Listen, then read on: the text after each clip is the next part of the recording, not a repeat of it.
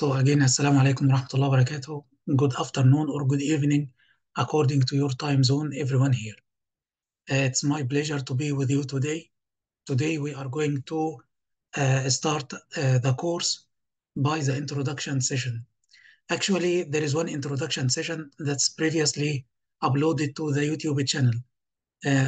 For the previous 2 years, I was not repeating the introduction session in the previous courses.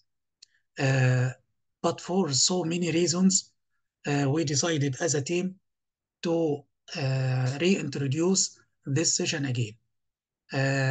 Some reasons are related to the exam and to the changes in the exam and in the marking sheet. Another reason is questions that has been asked by some of the candidates. They are sending me in private some messages, especially for the new candidates who are going for the exam for the first time. They don't have any idea about part 3. They don't know what is the difference between task and station. They don't know what is the difference between simulated patient and structured discussion. So we thought as a team of the Mission Possible course to redo the introduction session again and to explain everything about part 3 exam from the scratch. What's going on behind the scene, what you need to do in each task, how you will prepare yourself, what you will do before the exam and in the day of your exam, and what will be done behind the scene from the examiners and from the marking point of view. So, our course will be for 24 sessions. Today's session is not counted. You will have 24 sessions. We are going to discuss most of the recalls. I cannot say 100%, but at least 90% of the recent recalls that will appear in the exam. Our way is to discuss the tasks from the module point and from the domain point of view. I'm going to explain this in details now.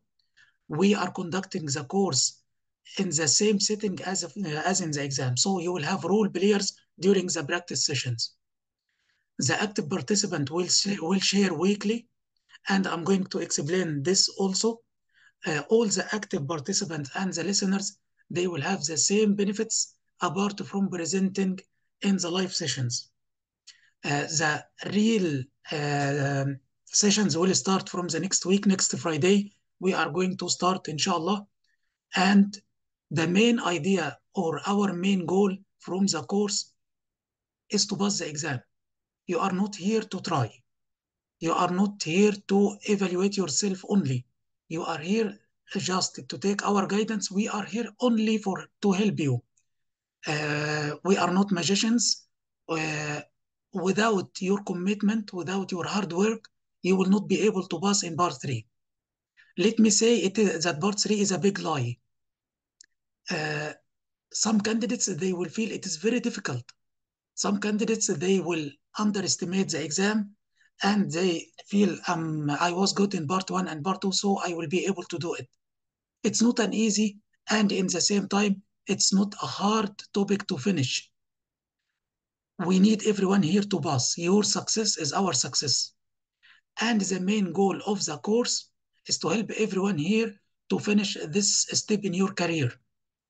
What will remain for us is not your subscription to the course. What will remain from us is a good relation after you finish this step in your life, and you will go for the next step, trying to finish this big drama that's putting you and your family under stress. So please be committed, be a hard worker from the start. Don't waste your time and waste your money paying for the college and paying for us or for other courses to try yourself. No, from today, you have to go to the exam thinking I'm a pass candidate. If you think in a different way, you will not be able to do it. Our course will be entirely an online course. As I mentioned, we'll conduct it exactly in the same exam setting as if you are going to online exam or an OSLR exam, with some tasks that will be suitable face-to-face exam. We will conduct our sessions weekly. As I mentioned before, 2 sessions per week. Friday session will be in the early morning. It will be 8 a.m. Mecca time. And the afternoon session will be 4 p.m. Mecca time. The Friday session will be for Group A and Saturday session will be for Group B. But all the groups are allowed and are welcome to attend in both days. And this is actually my advice. Please attend in the 2 days. If you are in Group A for Friday, attend as a listener in Friday. And in Saturday, Group B will be active, so listeners from Group A can attend as listeners here. Because we are going to discuss different topics in Saturday than that we discussed on Friday. So you will have most of the topics, most of the recalls will be discussed. We are not hiding any tasks here. We are conducting only one course, one lone course. We are not keeping some of the tasks for a crash course or for the mock circuits. As I mentioned before, we are here to help you to pass. So the listeners are allowed to attend on Friday and Saturday. There is no restrictions for the listeners at all. They can attend both days. Active participants, even if you are active in Friday, you can attend in Saturday and vice versa. Saturday also, you can attend in Friday. So you have a condensed schedule that will start from the next week. And as I mentioned, your success and your result will depend on your commitment and your hard work. All of us, we have circumstances. All of us, we have work, we have family issues, but try to finish it in one go. It will be only 5 months from June till November. Try to put yourself under pressure. Try to overcome any obstacles that will come in your way to finish it from the first run. Your mentors, or actually your brothers or your friends, me and Dr. Ali, we are going to conduct the sessions as mentors. For those who don't know me, I'm Dr. Surur. I'm consultant of obstetrics and gynecology and minimal access surgery. I'm currently working in Kuwait, and I'm also advisory faculty. Also is the advanced life support in obstetrics that's conducted by the American Academy of Family Physicians. Dr. Ali.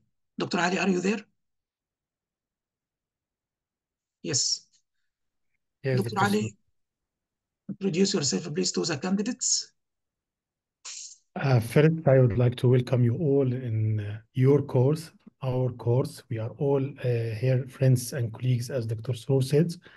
We are not teachers. We are not, we are just trying to help you to pass the exam from our experience, to add you certain advices, to guide you. So you are welcome in our course, and hope that we will be all of benefit to you. I am Ali Kassas. I am consultant of Sangaini in Jabril Ahmed Hospital in Kuwait. I'm also also adversary and have the Egyptian Board of Obstetrics and Gynecology, and I am an examiner in the RCOG for almost 3 or 4 years now.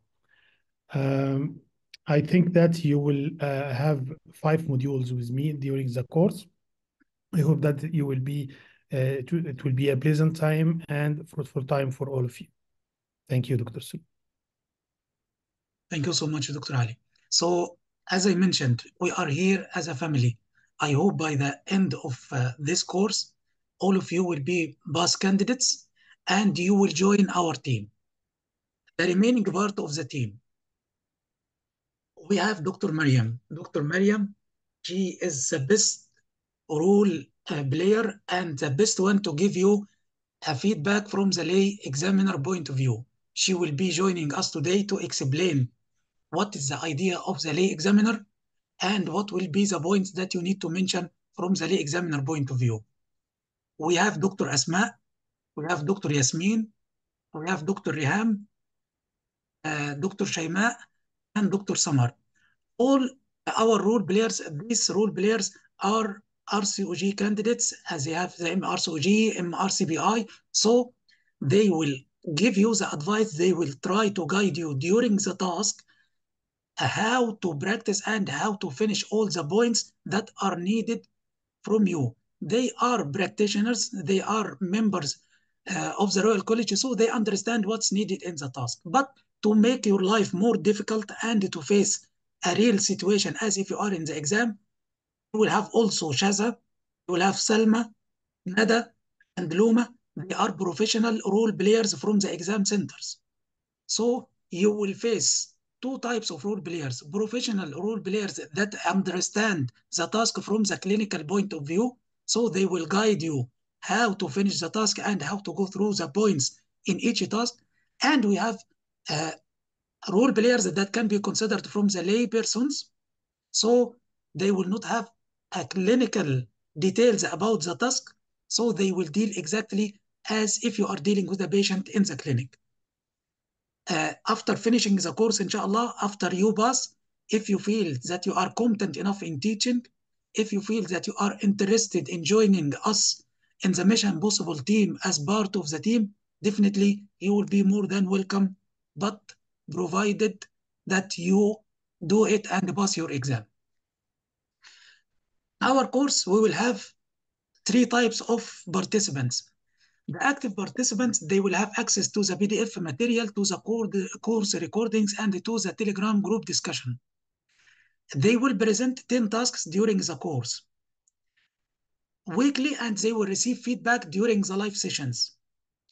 As I mentioned, if you are in a group Friday, you can attend on Saturday, and I may ask, or Dr. Ali may ask one of the candidates from group, Friday group to give a comment on Saturday candidate. So you can share as a candidate in the first day, and you will give your feedback to the candidate of Saturday, and the vice versa also. So you will have the ability to give an evaluation or to give a feedback to the candidate. Once you reach to this level, you will be able to do the exam very easily. If you know what's needed in each domain, and you will give a guidance to your colleague what was mentioned and what needs to improve, means you are at the level of the examiner and you can do it and pass the exam easily. Actually, in the introduction session, you were supposed to open your camera and introduce yourself, but because of the large number of candidates and we don't want to waste your time, so that's why I asked everyone here to do a recording and to post an introduction video for himself in the group. As I mentioned, guys, you need to introduce yourself. You need to be confident and calm and introducing yourself to the other candidates. This is the first step in your preparation, how to communicate and how to present yourself. Part 3, the first step, it is a communication exam, how to communicate your information and your knowledge in a safe way to the patient. So you need to communicate with us and you need to communicate with your colleagues in the group. The listeners, we have two types of listeners: active listeners and passive listeners. The active listeners, they will present 10 tasks only, but they will not present it in the live sessions. We are going to arrange separate sessions that will be after the end of each module, or according to the request of the candidate, he may postpone the 10 tasks till the end of the course, and he will do it all together in one go. For the passive listeners, they will have the same benefit. They will have an access to the course PDF material and the recording, and they are in the Telegram group, and they will share in the discussion. They attend the live sessions, and they can ask questions if they have any queries. They are not completely silent listeners. You can ask if you have any query. If you do not understand anything, it doesn't mean that you cannot share. No, you can share and you can ask your questions. You are here to pass. There is no discrimination between active and the listeners. The only difference that the active, he was in the top of the waiting list. That's why he secured his place as an active candidate. But the listeners are part of the family, and they have to pass and they have to share and they have to present themselves to be able to communicate during the exam. So, how to navigate a material on the drive? This is a repeated question. I cannot find the PDF. I cannot find the recording. I cannot find what you uploaded yesterday. So quickly, material, you will have 9 PDF materials. the 9 PDF material containing 14 modules. Some of the modules will be in the same PDF. So for example, you will have 3 modules in the labor delivery and postpartum module. You will have 2 modules in the gynae and in the gynae oncology modules in the same PDF. You will have the core surgical skill and post-operative care. You will have the subfertility, sexual and reproductive health in one PDF. So you will have a complete source in a PDF format for each one. This material is very precious. So we are going to sign the confidentiality agreement that I have sent for everyone here yesterday in the group. I'm waiting for everyone to put the details that's there in the confidentiality agreement and send it back to me. Once we have a confidentiality agreement, you understand that all the material is copyrighted and we have the right to punish anyone who will share the material in any way with anyone outside the course by any form, either copying, either downloading, either printing or screenshots. This will be automatically detected in the drive and you will be automatically removed, and then we will see what will be the next step. So once you open the drive, let me show you the a trial. Once you open the drive here, you will have 13 folders. 13 folders starting from 0, or 14 folders starting from 0 till 13. The first 0 is for the box. My recommendation, do not start by the box now. Please close your mic. Please close your mic. Dr. Ismail, close your mic. So don't start by the box now. Keep it till the end. If you are able to manage and finish all the material that we are going to give to you and you have time, this will be very nice and you can go through the books and read whatever you want. The second folder, you will find videos here. You will find strategy videos, some videos about the antenatal screening, some videos about the surgical skills that will help candidates who are not in clinical practice to see what are the surgical procedures that you may need to know about it before going to the exam. Because I know some candidates are not in clinical practice now, they are not currently in job, so they may lack the clinical skill part. That's why we put some videos that will help you in the tasks that appeared in the exam as recalls. There are some course introductions that before each module, we are going to ask you, please go to the introduction and watch the introduction of the teaching module, watch the introduction of the antenatal care, or for the gynae oncology. So we will save the time during the live session only for the practice, but the recordings will be there for the introduction and for the template, how to go through each module. Then you will go through the folders for each module, as I mentioned. The first folder or the first file here will be always number 0. Number 0 means this is a PDF. The PDF will contain the tasks. As I mentioned, most of them are repeated recalls with the template, how to go through the task, what are the questions of the role players, and how to answer the questions. How to answer the question, this is the way that Dr. Surur or Dr. Ali will answer the question, but you need to go through it and you need to find a way how to present yourself in your own way. For each task in the PDF, you will find a recording. This recording for the previous candidate from the previous courses. We are putting the recording, we are choosing the recording that will give you a benefit. So we choose the candidates from which you will learn how to say, how to answer this question of the patient, how to take this phrase from this candidate. So you will benefit from watching the recording. At the end of each of these recordings, I will be there, me or Dr. Ali, giving the feedback to the candidate in domain-wise. So you have to collect the points in each task because these points will be the marking points in the marking sheet. So your way of study, you will open the PDF, you will read the task, then watch the recording, collect the marks from the marking sheet in domain-wise manner, then practice the task with your study partner. Both of you are going to give feedback to each other. So both of you know what are the points needed in each domain, and you will give feedback to each other. That's why study partner is very important.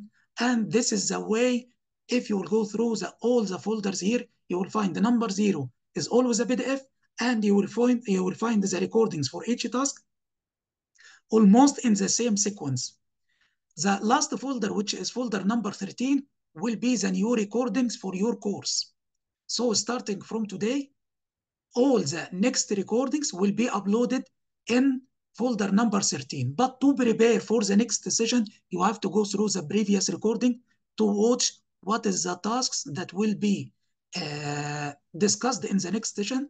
You have to review it. You have to watch the previous candidate, learn from them, and then come back in the weekend for our new sessions and our new recordings. This will be the way how to go through the material.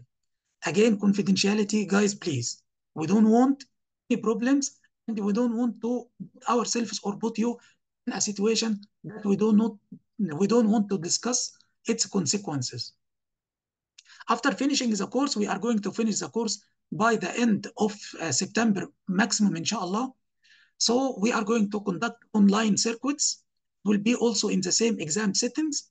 We are doing 14 tasks back to back. This is a full circuit, or we may conduct mini circuit according to the convenience of the candidates. We will have professional role players. We will have examiners, clinical and lay examiners. You will have individual feedback sessions, module and domain-wise. And for candidates outside the course, they still can have an access to the material at the end.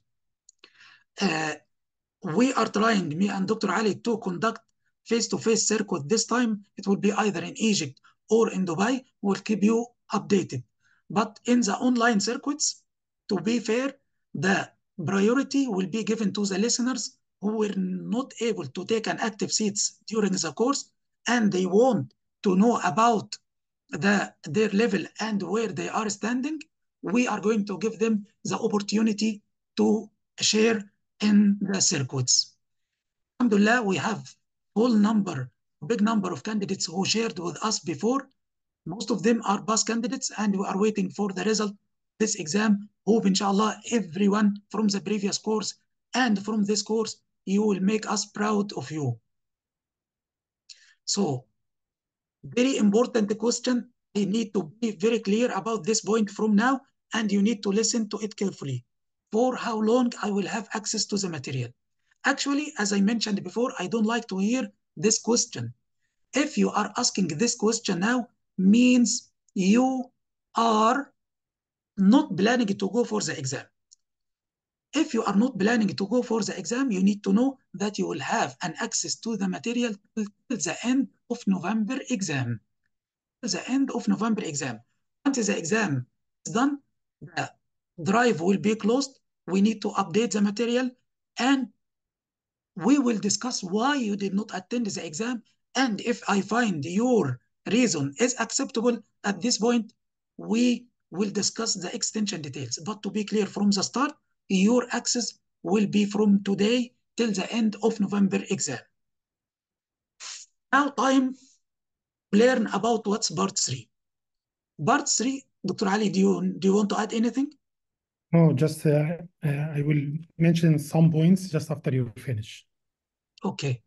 So our way here, you are all adults. There is a difference between adult learning and junior learning. You are not students, you are clinicians. Me and Dr. Ali, we know because of our practice, we attended so many courses of training of trainers, and so we can differentiate between adult learning and student learning. The conclusion of this, we are not here to teach you anything.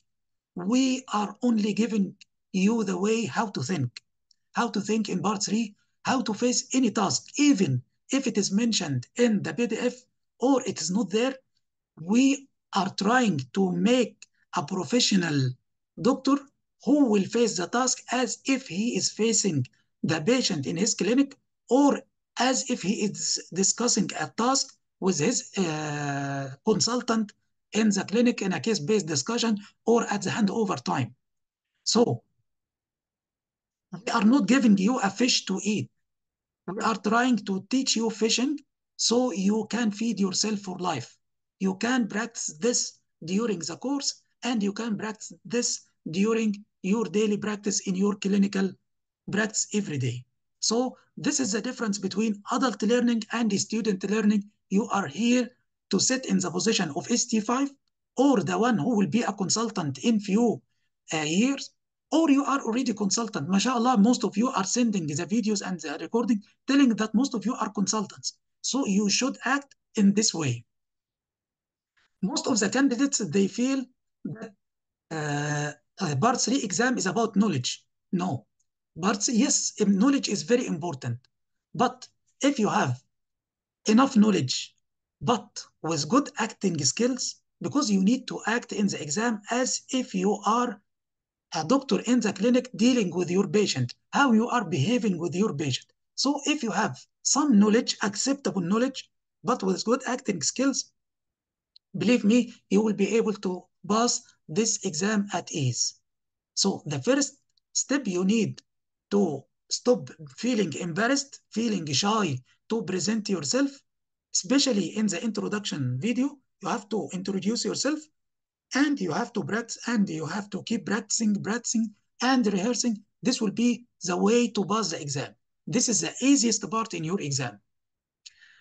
Part 3 is currently conducted in two ways, either face-to-face, where you are going to be physically there in the exam center, or now they are conducting online exam for those with special circumstances, especially in countries where, because of the circumstances around the world now, some candidates will not be able to fly and to go to the exam centers, so they will do an online. We are going to discuss this in details and what is the difference. Now, what are the modules and what are the materials that you need to know about it? The same as in part 2, you will have 14 modules for part 3, starting from the teaching up to Eurogyne, and I mentioned this already when we were discussing the contents of the PDF. So 14 modules. In these 14 modules, you will be assessed in the context of 5 domains: patient safety, communication with patient and families, communication with colleagues, information gathering, and applied clinical knowledge. So from these domains, in each module, you will be assessed in 3 or 4 domains.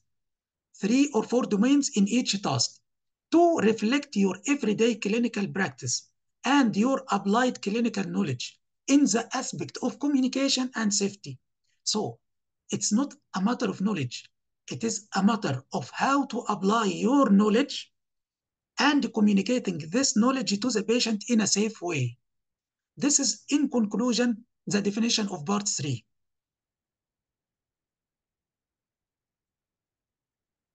The practical arrangement. In the part 3 exam, you will have 14 tasks. The 14 tasks will assess the 14 modules.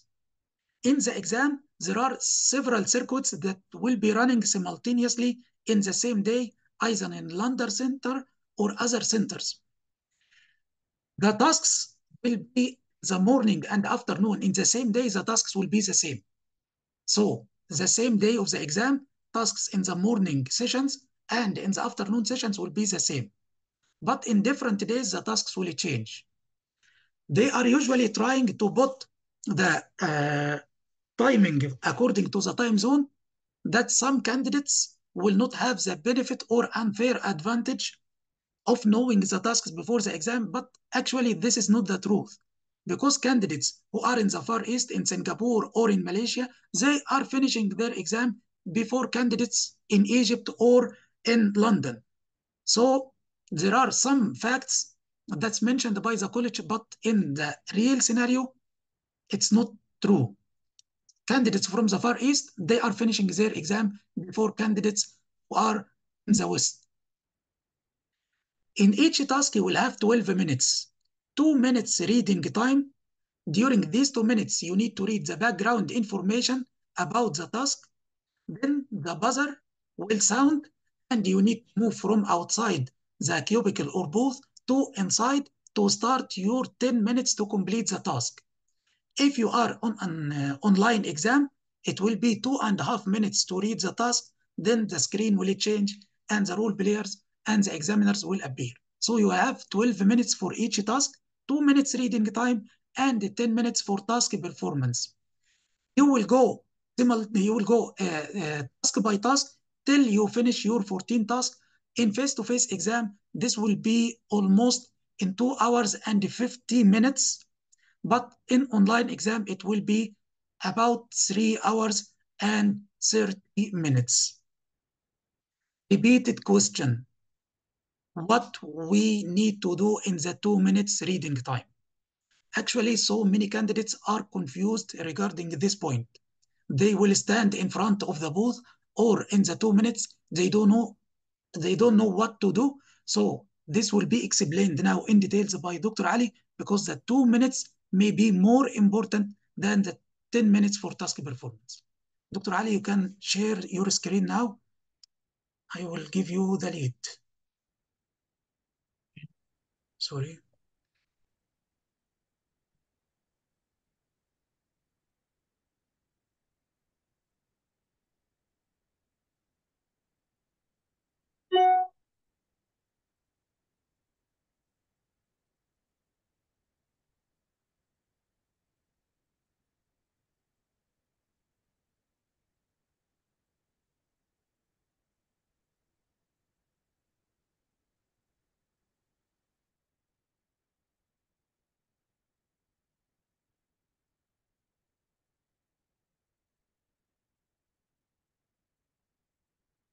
Can see now, Dr. Surur? Yes, Dr. Ali, yes. Okay, before going to the 2 minutes preparation, just a few points I would like to emphasize. Dr. Surur mentioned already regarding the feedback by the candidates. We observe in the previous course that some of the candidates are very sensitive to their colleagues' feedback. Some of them will be too much defensive, but I would like to remind you that we are friends, we are family. So the one who will give the feedback should give the feedback in a professional way, not in attacking way, and not undermining his colleagues. The one who received the feedback shouldn't be defensive, accept what the candidate will give the feedback, and at the end, me or Dr. Surur, we correct. Sometimes they give a wrong feedback, so we will correct this feedback, or we emphasize on this feedback. Sometimes some of you will come with very important point that we already missed as a mentor. Second, the question during the session. You can see that we have a large number of colleagues in the course. So if one asks one question, we'll have no enough time to cover all these questions. So we will arrange the questions to be prepared before the task, and the questions that needed to be asked during the task will be at the end of the session to maintain the fluidity of the session, and also to be collected in a video. When you are going to review it, it will be easier for you, avoiding wasting a lot of time. The second part regarding sharing information, Dr. Surur emphasized on the confidentiality, because you don't know how much time and effort we are trying to collect this information. The problem is not for information itself, but being used differently in a wrong way by different people. So the information, it is a science. This is spreading your knowledge is zakat, we should spread the knowledge, but don't share the material. So if you have a friend that's going for the exam, you can teach him, you can give him some advices, but not the material. The introduction points, we cut these videos during the previous session. We choose the best introductions and we upload it just to save a valuable time. Time is very, very valuable to us as well as for you. So by just go through the introduction, I'm sure that you will be familiar with the modules that we are going to discuss, and we'll save time repeating the introduction, wasting your time, which is the time needed to practice more and get a better feedback. Another point is the PDF. the PDF is designed to be comprehensive, meaning that it will not cover only the topic and related topics. So does it mean to memorize all the PDF? It means that to use the PDF to solve or to conduct the task in your way. So we give you a baseline information or the comprehensive information, a way of how to conduct the task, but it is not a compulsory way to go through. Use your own expression, your own word, your own plan. There's no problem with that at all. So be very careful from the content of the PDF, because sometimes you can find the contents too large for one topic. It will cover 3, 4, 5 tasks. So take the information that needed for each task from the PDF.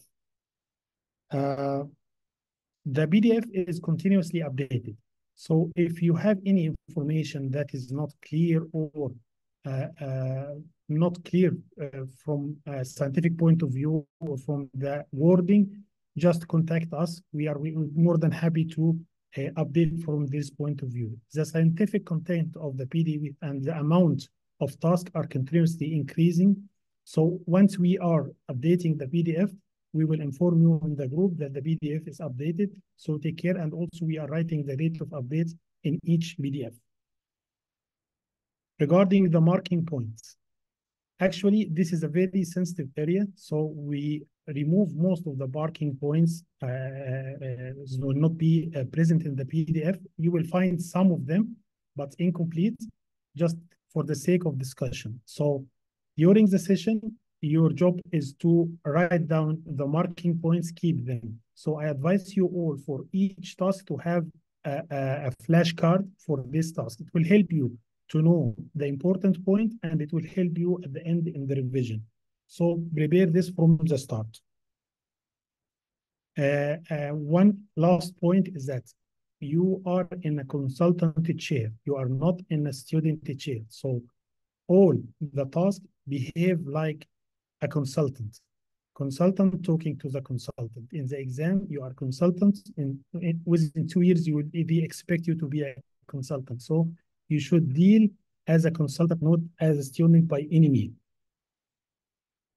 The formats of the PDF, you will find 2 forms of the formats, a scenario form and another form that was different approach.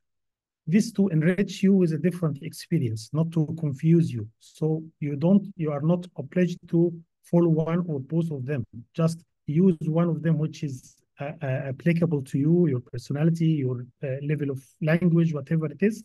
But they are not compulsory. Don't confuse yourself if you find the task done in one scenario and done again in a different scenario.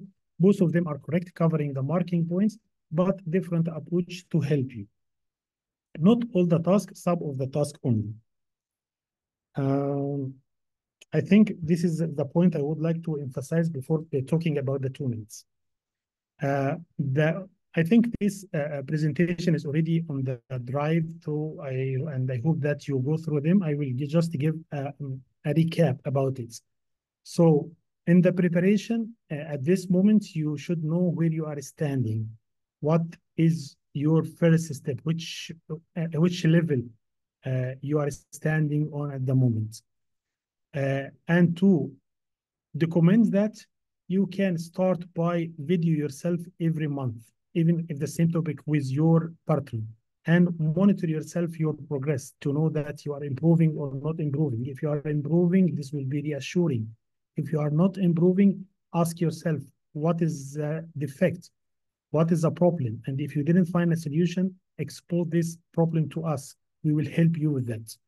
So knowing where you are is very important.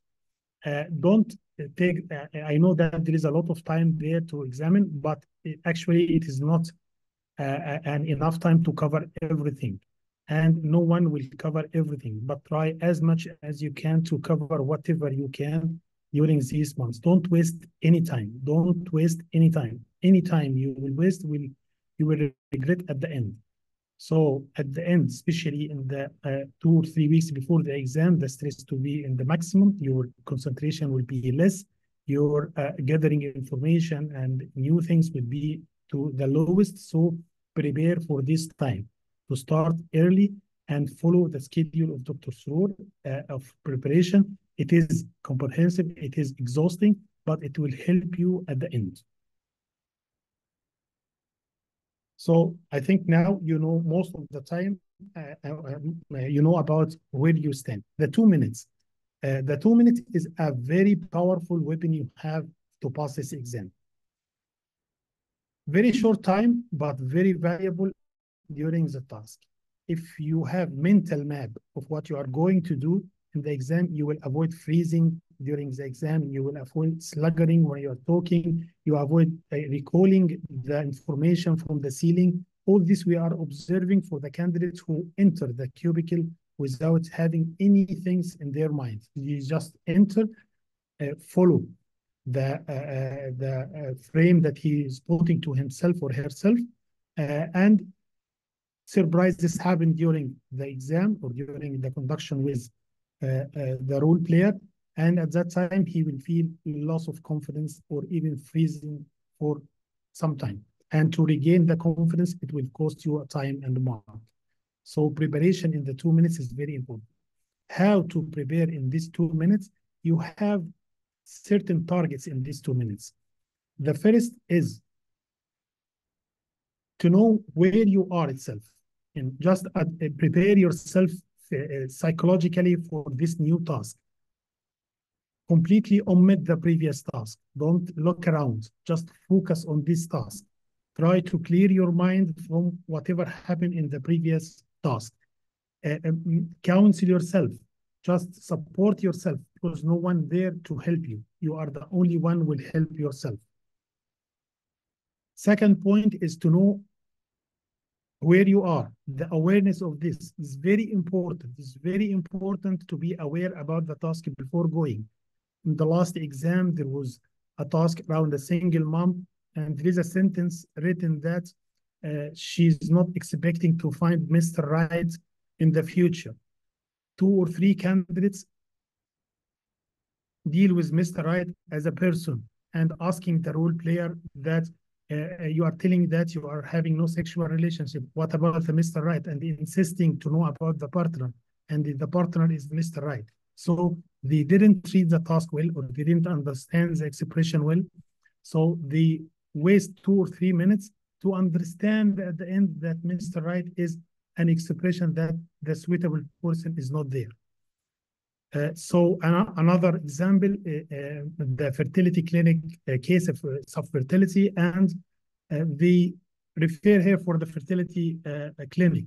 So how can you will be in the fertility clinic and refer a patient that coming for subfertility issue, and you refer here to the fertility clinic?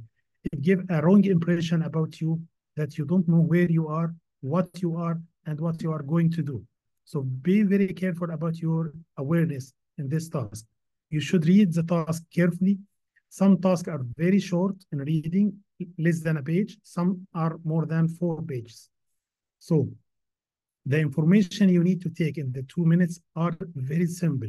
You need to pick up the risk factors, confirm the patient name and tell it loudly to avoid calling the patient by a different name. Know about the age, the BMI, and the emotion of the patient to expect. Sometimes they will tell you the patient is worried about so and so. She's anxious to to know about the investigation or lab results. So be very careful about the emotion that's given to you, because they will need you to recognize this emotion, address this emotion, and respond to this emotion. And also it will help you to anticipate what type of patient you are going to meet. Write that in the task. If you have, for example, blood test, scans, or chart, just write that labs, blood to avoid missing any piece of information that was given to you during the task. Some candidates will jump immediately to the plan because they know the diagnosis without explaining the lab results or the scan reports that are there. So be very careful. And the clues for the patient. This observed also in the last exam for a lot of candidates. The candidates show this interest in information that you are asking about. And finally, they fed up and tell you, I don't want to know, I don't want more questions, I need to go for the plan directly. But many candidates insist to finish their agenda and to ask about each and every point in the history. So, and this is not the case at all. So be very careful for the clue of the patient that is written. For example, if they wrote that the patient is coming several times to the ER before, this should be alarming to you. The patient coming this for the next time, the first time was her partner, this is the next time, to know that she's coming for a specific reason. So just they give you some clue about the patient that you are going to see. From reading the task, you should have a provisional diagnosis, the likely diagnosis in your mind, but don't stick to a single one. Just be open all of the time to a different form of diagnosis. Don't stick to one, because if you stick to one, the examiner may ask you, is there any other diagnosis? At that time, you will squeeze your mind to figure out what the examiner will mean. So preparing a wide range of diagnosis will be very helpful to you. Ask yourself the task, is there anything wrong with this task? Sometimes the wrong is that they give you a very limited amount of data. So you need to have a lot of data to reach the diagnosis. Sometimes they are giving you a mismanaged case. So in addition to the clinical part of the task, they need you to have a risk management part. For example, your colleagues did something is not in the correct way. You need to give a constructive feedback, or you write to an incident report like that. So be careful about if you feel something weird about the task, to keep it and write it down. What you will write in the 2 minutes in your paper is a very few keywords. No need to write a sentences or anything. Just write the risk factors in abbreviations. Write the points that usually you are missing. For example, the consent, the allergy, the things that you most of the time you are afraid to forget, because if you are not writing, it will occupy a space in your mind. You will focus on it and you will omit the other important part in the information gathered. Last part when you are reading the task shouldn't be the last part, it should be the first part, because it is the first in the task. The domains tested. Sometimes in the structured discussion, they omit information gathering domain. So don't start by, I need more information, I need to know about so and so and so, because there is no information will be provided in that. Yes, you can ask some, you can notify that you need some information, but don't spend a lot of time telling that I need to ask about obstetric history, gynecological, and mention all the history points. This is about the awareness and how to extract the important data and write it in a very brief wording in your paper. This first part will take around 1 minute, maximum 1.5 minutes. Then here, you know about the task, you know about what you will expect.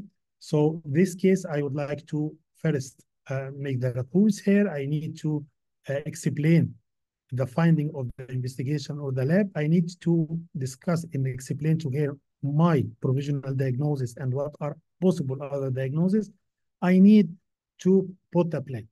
So my plan should be divided. At least try to divide it to be more organized. So if the case, for example, has a medical, conservative, or surgical, so you can mention that if it is antenatal or intrapartum or postpartum, it can be preoperative, intraoperative, and postoperative, like that. And with any options, remind yourself that Dr. Caps, yeah, some of you, when they mention the options of the management, they forgot, they mentioned the option only, but they need you to justify this option, to mention more about this option. So you need to tell the benefit and risk and the alternative for this option for the patient. Patient will leave your consultation, need to be informed well to make an informed decision. You should give her an informed, a proper information. So you should give her a proper information. So the informed decision will be taken by the patient, will be based on the information that you will give. And this is a very important point, will be marked by the examiner and by the lay examiner at the same time. In your paper also, if you can find that a diagram will help you in explanation of the diagnosis, you can write it in advance. You can draw it in advance, or you can write some symbols that you usually writing when you are doing the task to remind you about the points or the plan points that you will mention in the task. This additional hint. This is regarding the 2 points. My last advice regarding the 2 points. As we can see that we have focusing on the recalls. So most of the tasks, at least 9 out of 10 tasks will be from our PDF. So some a very excellent candidate saw the task, have overconfidence, I know this task, then go directly to the without reading or preparing for the task. And unfortunately, some of them didn't pass the exam, although they are perfect, because they face some reactions. They asked one question that is not prepared. So they feel that they freeze during talking and lose the confidence. Going without preparation, even if you know the task, is alarm. So don't go into the cubicle without reading and digesting the task well within the 2 minutes. Last thing, if you have a large number of pages, it's very difficult for anyone to read them in 2 minutes, and usually it will be meant to be difficult. What are you going to do is, first is to go through all the papers, just writing the heading of the paper. For example, operative notes, this is the clinical notes, this is the lab. Then write your understanding of reading these investigations. Don't write the number or anything like that. Just write your understanding, because the paper will stay in front of you. So if you need to go back to it, there's no problem with that at all during the task. Coming to the last part, which is the focused history. Focused or targeted history is a very difficult task. It is not an easy, like you are taking the full history, you have your points in your mind, you're following the points. So it is not that easy. This is why most of the tasks, they will ask you to have targeted history. By the targeted history, it means that if you take it well, they know that you are working, you are talking to the patient, you have goal-oriented questions, not just interrogating the patient, asking a lot of questions that many of them will be irrelevant to the task. And if you are asked irrelevant question in the task or too much questions, some mark sheet has a borderline or even fail mark on this. So behave in the information gathering when they request a targeted history as if you are in the OPT. How can you will take the targeted history? The first step is to put the target. For example, a case of PCO and coming for infertility. So your target is a PCO and infertility. When you start taking the history, you are focusing on infertility questions and PCO related questions. Then you can continue with the background questions. In the focused history, it is not only about the clinical background of the patient, but also about the emotional background. So if you observe that the patient is worried or anxious, you tell her that you can see that she is worried and anxious, and you can reassure her. So it's very important to collect the information regarding clinical data, emotional data, and even concern of the patient that need to be addressed. Initially, you will ask her, is there any other concern you would like me to discuss? She will tell you about her main concern, but within the task, you will find a different and another concern that need to be addressed. The focused history is not a detailed one, so shouldn't exceed 3 minutes. 3 minutes is more than enough to take the focused history. And I would like to reassure you that if still remaining part of the history you didn't take, you can go through if you need it during discussion about the plan, about the options she has.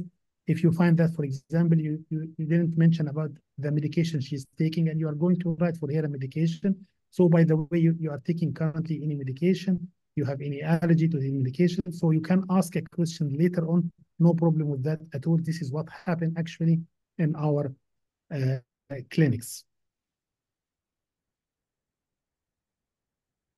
Avoid the traditional history because you will seem like a student.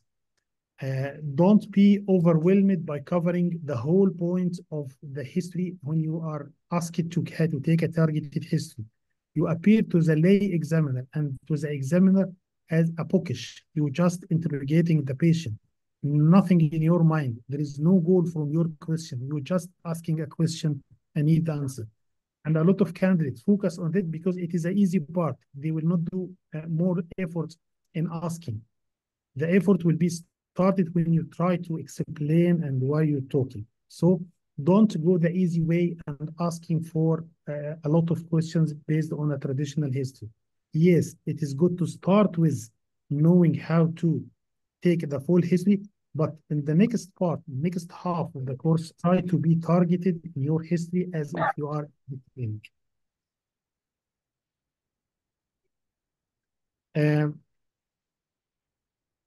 Last advice is that we have limited number of symptoms in obs-and-gynae branch.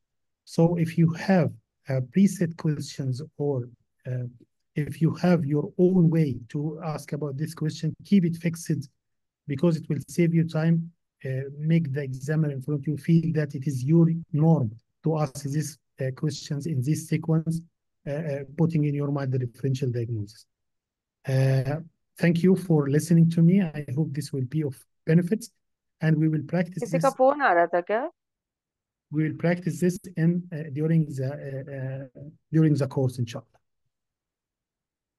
Yeah. Thank you so much, Dr. Ali. Can you please give me the share again? Okay.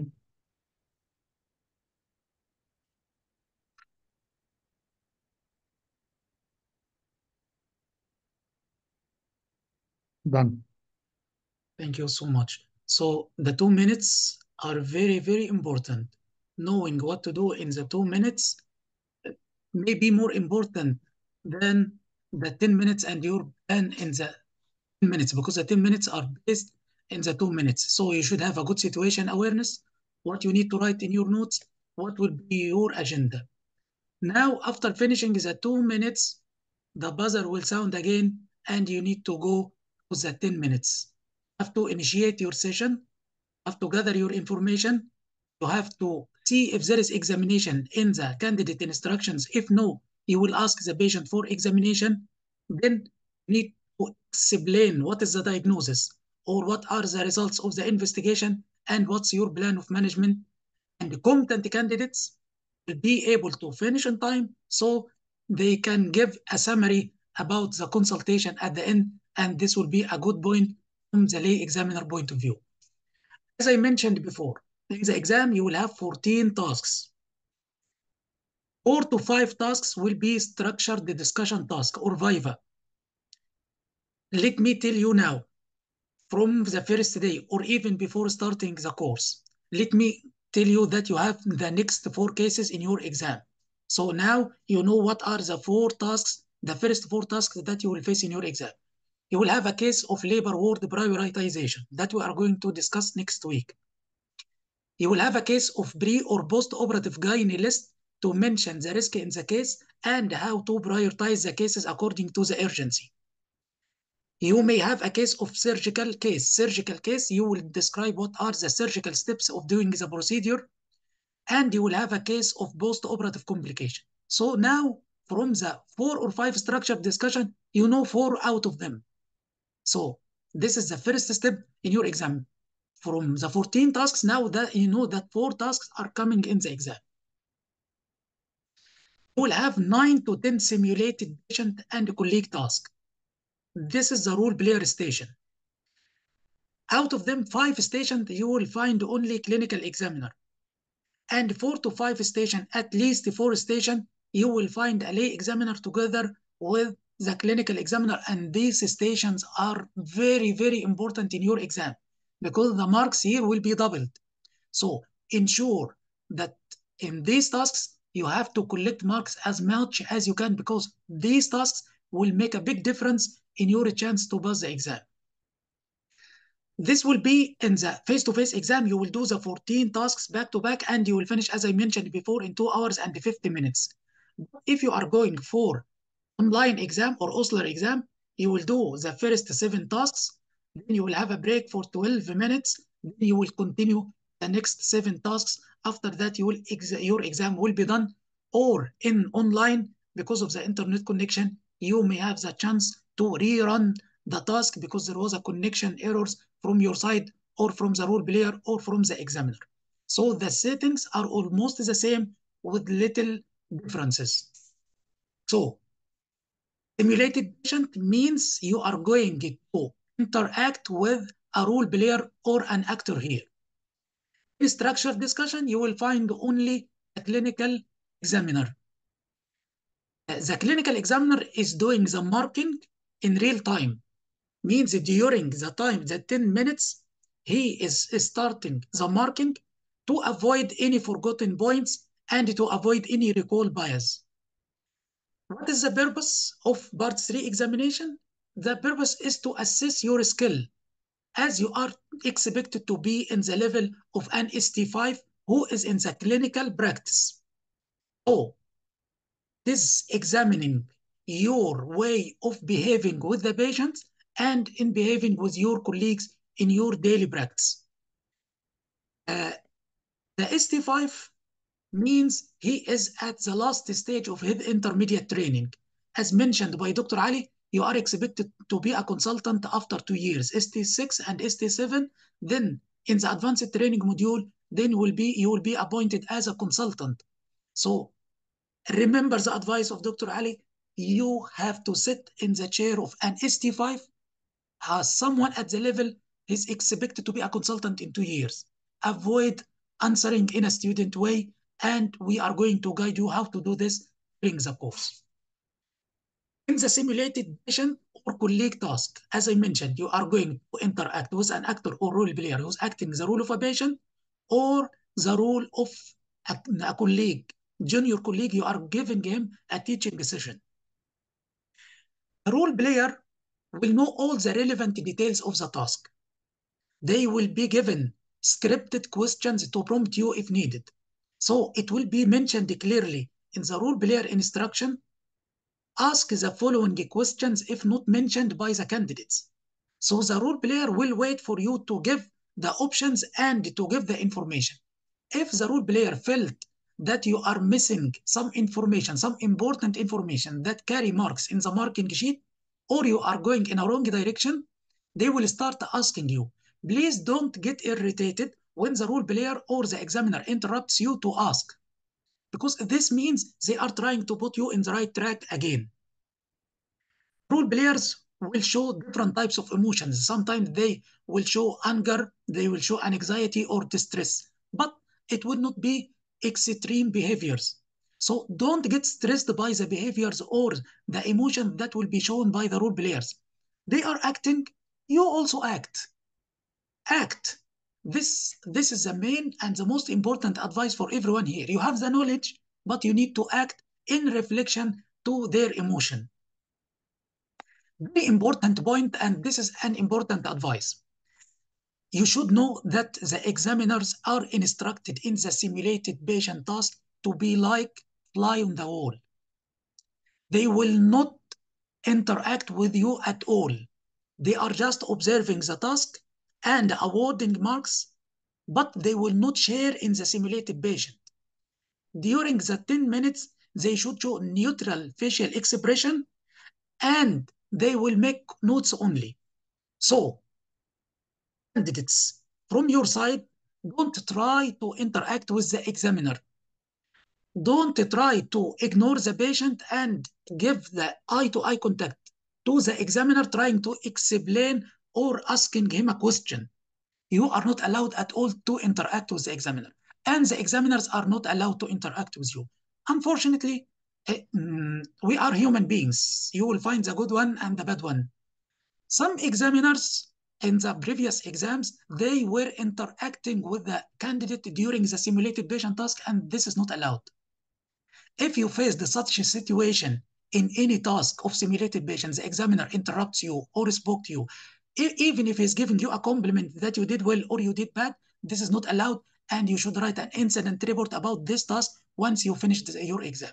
This is not allowed at all from your side or from the examiner to interact with you in the simulated patient task. In the simulated patient task, you may feel a little bit boring, but you should have a clear agenda, clear plan in your mind. What are the steps that I'm going to do in the simulated patient? First, you have to introduce yourself by name and role. Then you should make a rapport with the patient. Then say sorry if the patient is expecting the consultant. Say sorry if the patient is here because of an unfortunate event like, for example, an IOPD. Then take the permission from the patient to continue the consultation.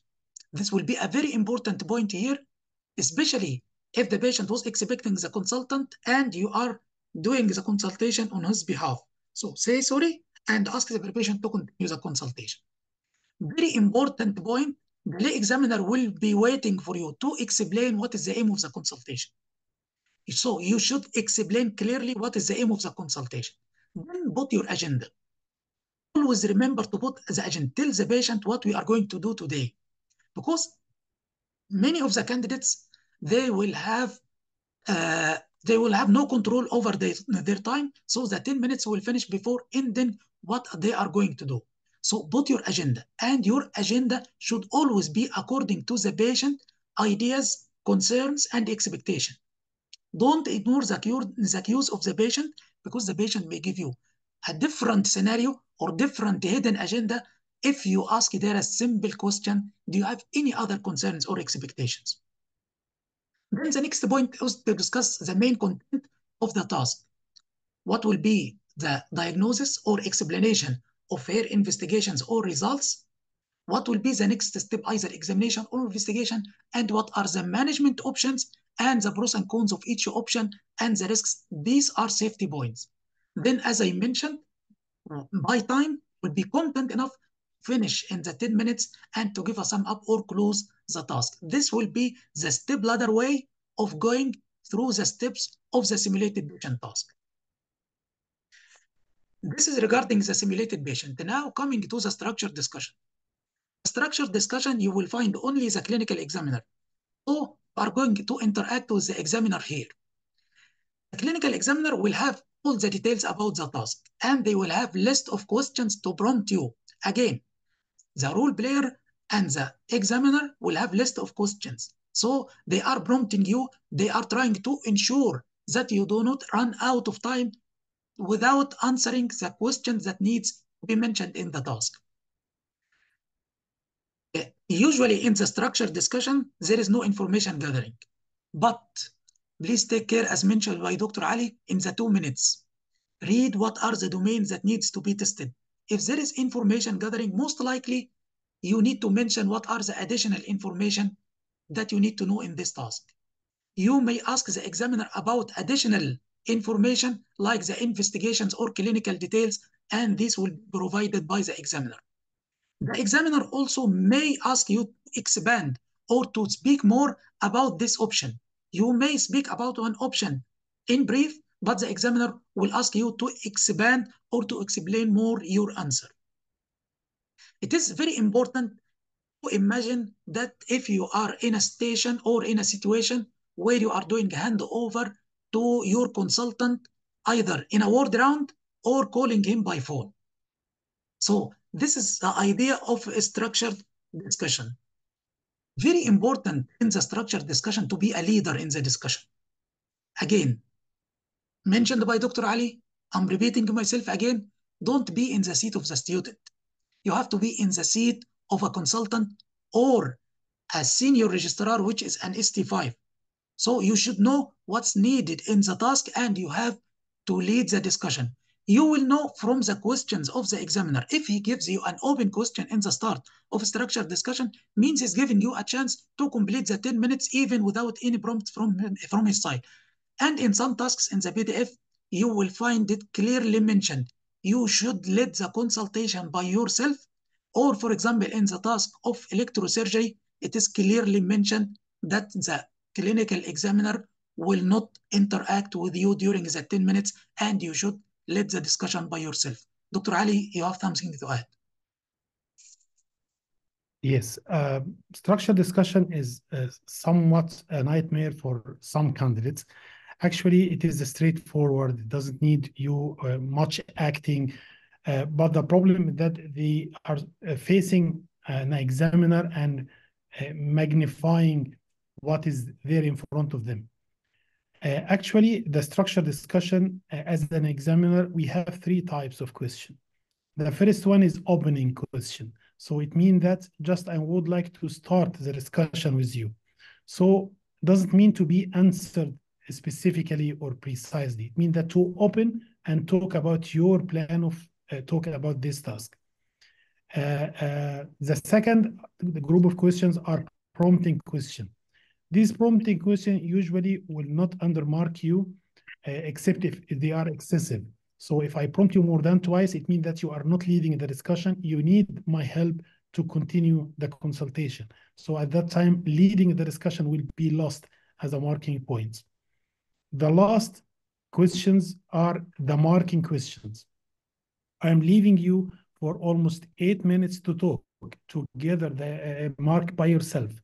But I can see from the time pass that you omit a failure point, for example, and the time is finishing. So I would like to ask you the questions that I have on this mark. I need you to answer this instead of having fail because you didn't mention it. If I prompt you with this and you answer it right, it means that you will get a borderline. So be very careful to give time for the examiner to ask. Be very careful in answering the last questions because it is a marking question.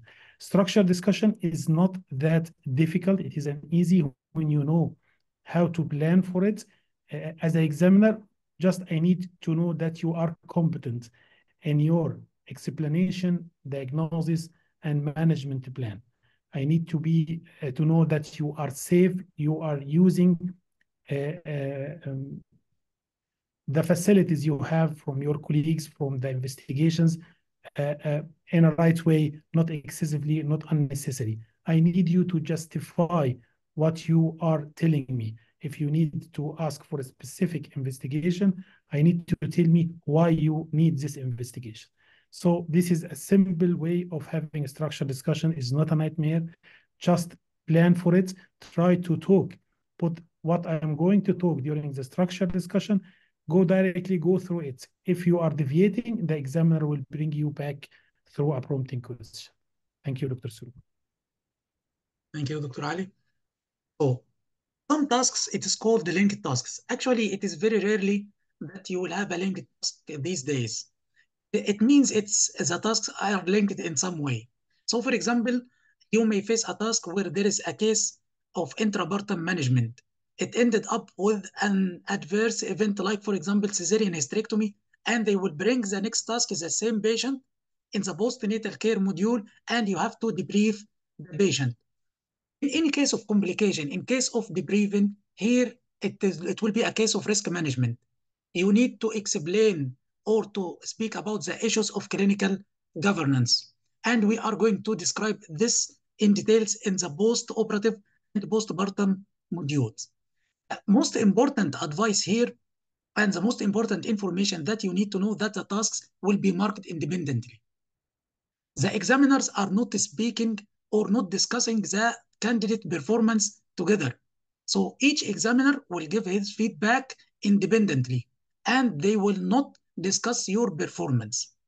So again, forget about each task that you already did. Whatever you did well, don't feel that you are a hero. And if you did bad, don't feel that you are stressed before of the previous task. Don't let the performance in the previous task, even if it is good or bad, affect your performance in the next task. In each task, go as if it is the first task in your exam, because some candidates will get stressed, will get upset because of their performance in the first task, and they will start to destroy the next task because they are still thinking of what they did in the first task. Now, the clinical examiner. What the clinical examiner will do, what is the role of the clinical examiner? and what are the marking points? This again will be discussed by you, Dr. Ali. Let me tell you what are behind the scene. As an examiner, they will give us the task material just before the exam, so we don't know a prior knowledge about this task. So the knowledge of the examiner in front of you is usually less than your knowledge. So don't be fearful from the consultant in front of you. Second, the marking and it will be nowadays they will put the marking in the oscillator.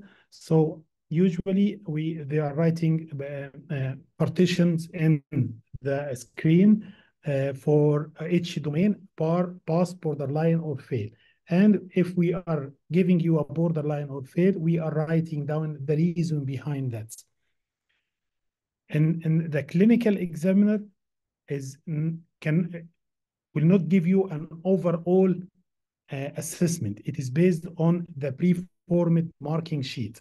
But if you are talking, for example, your communication skill is very poor, I should give you a borderline and I write that your general communication skill is poor. So this is the only exception that I can go outside the marking sheet. We have specific points that we are looking for when we are talking. For example, in the information gathering, I have 2 or 3 important points.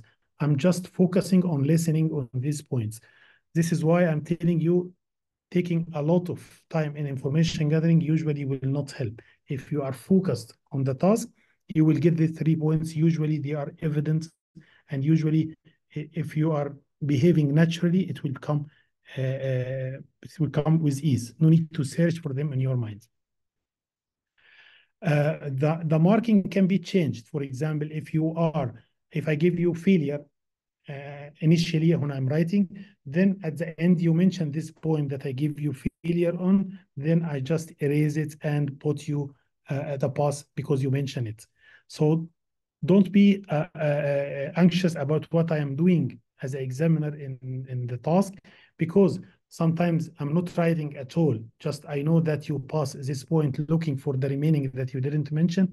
And at the end, I will give the mark within the 2 minutes. Sometimes I'm giving you initial mark while you are talking, and I will correct them within the 2 minutes, either upgrade or downgrade according to your performance and the point that you have been mentioned.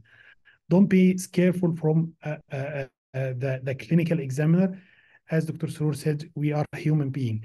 Most of them are trained, most of them are in your side, but some of them will be strictly adherent to the mark sheet, and they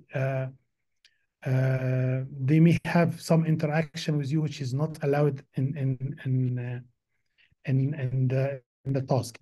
Sometimes they show facial expressions of dissatisfaction or encouraging. Don't be bothered by any of these. Sometimes the examiner may be instructed, very rarely, may be instructed to show to you that he is not interested or non-communicative to you. But don't pay any attention for the movement of the hand of the examiner writing or not writing. Don't be thinking a lot about his emotions, about his facial expression. All of that, keep it behind. It is not affecting you.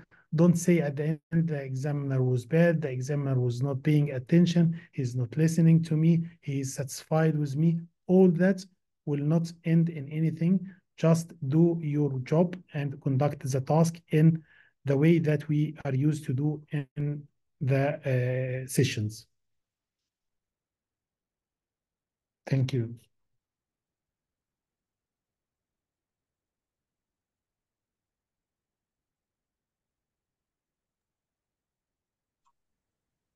So the examiner there is to evaluate your knowledge, your skill, and your attitude. And they are trying to help. Their role is to help. They are there to give you marks and to try to prompt you to ensure that you cover all the aspects of the scenario. Clinical examiner marking sheet, Dr. Ali.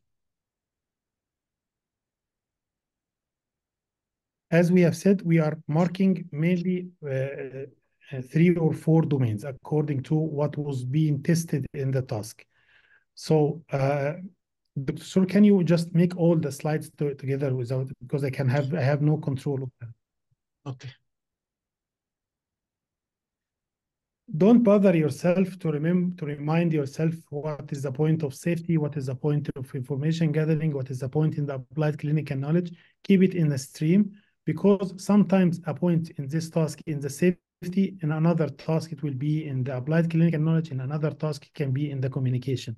So don't fix your mind on the point that's belong to safety or belong to applied clinical knowledge. We are mentioning the points under this heading in the task because we have some knowledge about the marking sheet. So in your performance, you should be familiar with the points. Belonging to which domain is not your job. So don't bother yourself by the type of information you are going to mention, and about the marking also, because it's a complex process. Don't bother yourself with it at all. In the information gathering part, again, I will remind you that while you are talking with the patient, you are gathering the clinical information, you are gathering the emotion, you are gathering the effect of this condition on her quality of life, you are gathering the concern of the patient. So not only the clinical information. While you are taking the information gathering, you should be responsive to the patient. For example, if she has a termination of pregnancy and suddenly she becomes a little sad, so you should respond to that. If she's talking about her current pregnancy and she's happy about having, for example, a twin pregnancy, you should respond to that while you are taking the information gathering. Don't be stiff, just asking questions, waiting for answer. And if you ask an opening question at the start, which it should be, you should show that you attentively listen to the patient, not just you want to jump for the next question, interrupting here. While you are taking the information gathering, be very careful from the irrelevant question. Which I will give you a common problem in the information gathering is asking about the blood reservation. A lot of course insisting that to ask every and each patient about blood reservation for the to check if she's Jehovah's Witness or no. Actually, this question is marked as a borderline if you have been asked in a counseling station. A case that is gynae case that will not go for the operation or not till decided that she will have operation. So in the information gathering part, remind yourself that you are not collecting only a clinical data for the patient. In the communication with the patient, here is a very important skill that you should express for both the clinical examiner and the lay examiner. And the communication will be either in a verbal way, so be careful about introducing yourself, about showing that you know about the aim of this consultation, and to check the understanding of the patient about each chunk of information you are giving. So don't give the information all through one piece. No, give some information, then check the understanding, give further information, then check understanding. And always, always, always, the decision about the plan is the patient decision, not your decision. So you just give the pros and cons, you give the available information, and always make the patient the center of her decision making. Another part of the communication which omitted by a lot of candidates is the non-verbal communication. So for example, if you have a sad scenario and you are smiling, you are not paying attention, this is offending. So always try to make your body language, your tone, compatible with the task and compatible what you are going to tell. Maintain your eye contact with the patient is an important communication skill tested by the lay examiner. Showing your empathy, showing your response, showing your acknowledgement, how much you are supporting is all are a nonverbal communication. Just leaning forward, seeing, responding by active listening to the patient. All these points are marking in the communication. And finally, in the communication with the patient, never be judgmental. Never impose your idea on the patient. Just tell the risk and benefit and respect the autonomy of the patient. Always show her that you are interested in whatever she is saying and you are listening. You can repeat to confirm that you listen. This is how to be an active listener or attentively listening to the patient. If sometime that the patient will ask for something against your belief, don't be judgmental. Just give information to the patient and don't show by your eye language or body language that you are not you are disagreeing with her view. Just always respect her view while you are talking. This is regarding the communication with the patient. Communication with the colleagues, namely the colleagues that you may hand over a case to him, or they are teaching him, or your examiner in the structured discussion. Try to be structured and logic in your sequence of events. You should have a clear, competent, you should be clear and competent in your task, in your talking with the patient.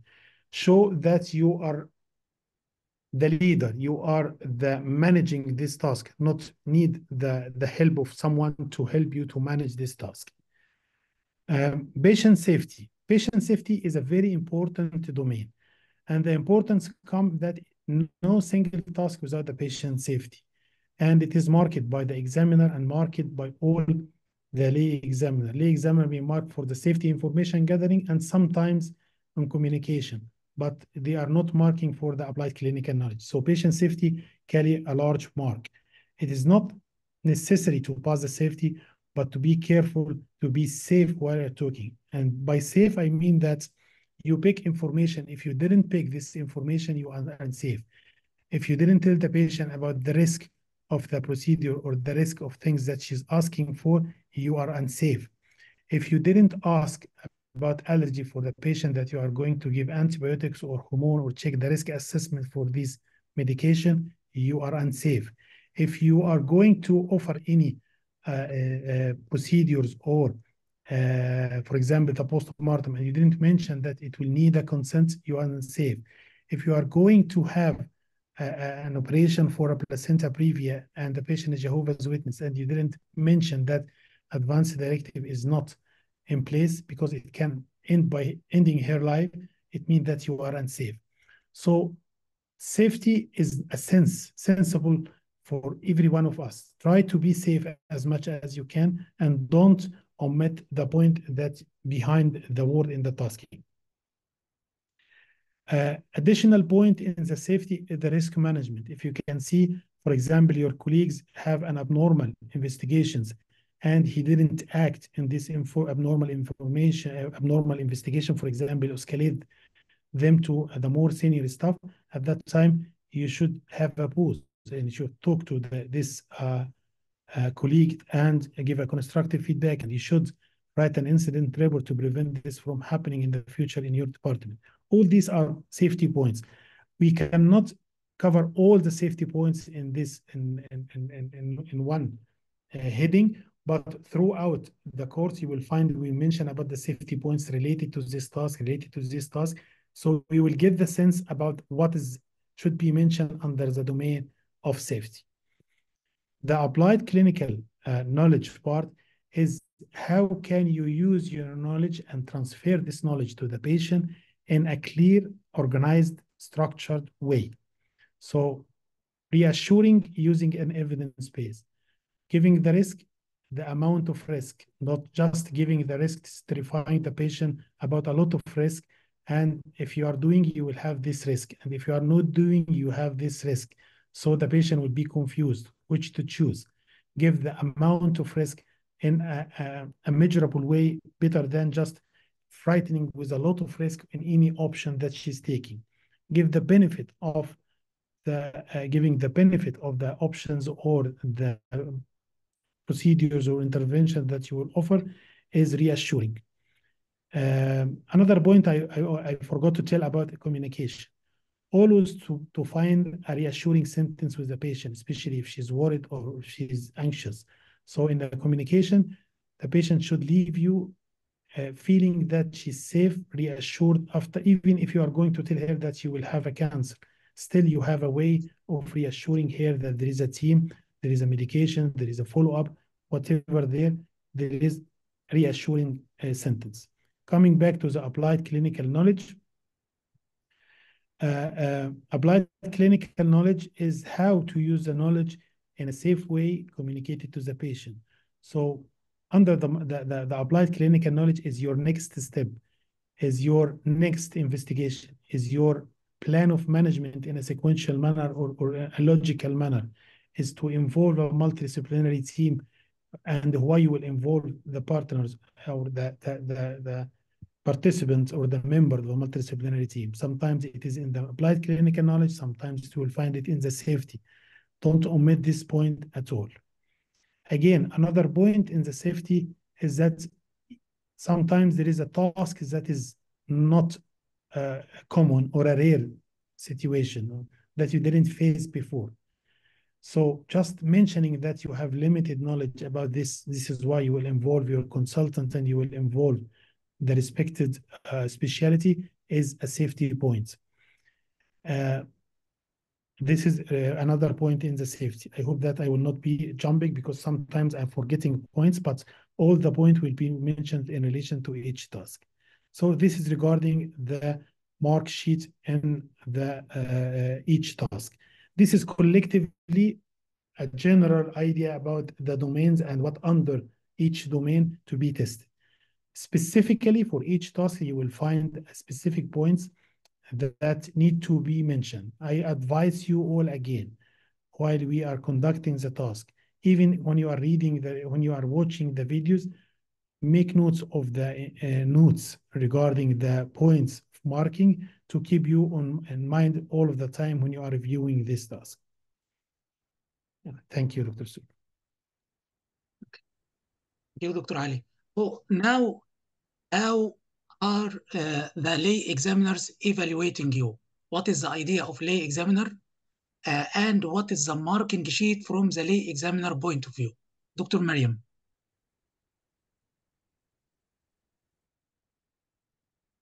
Welcome, Dr. Mariam.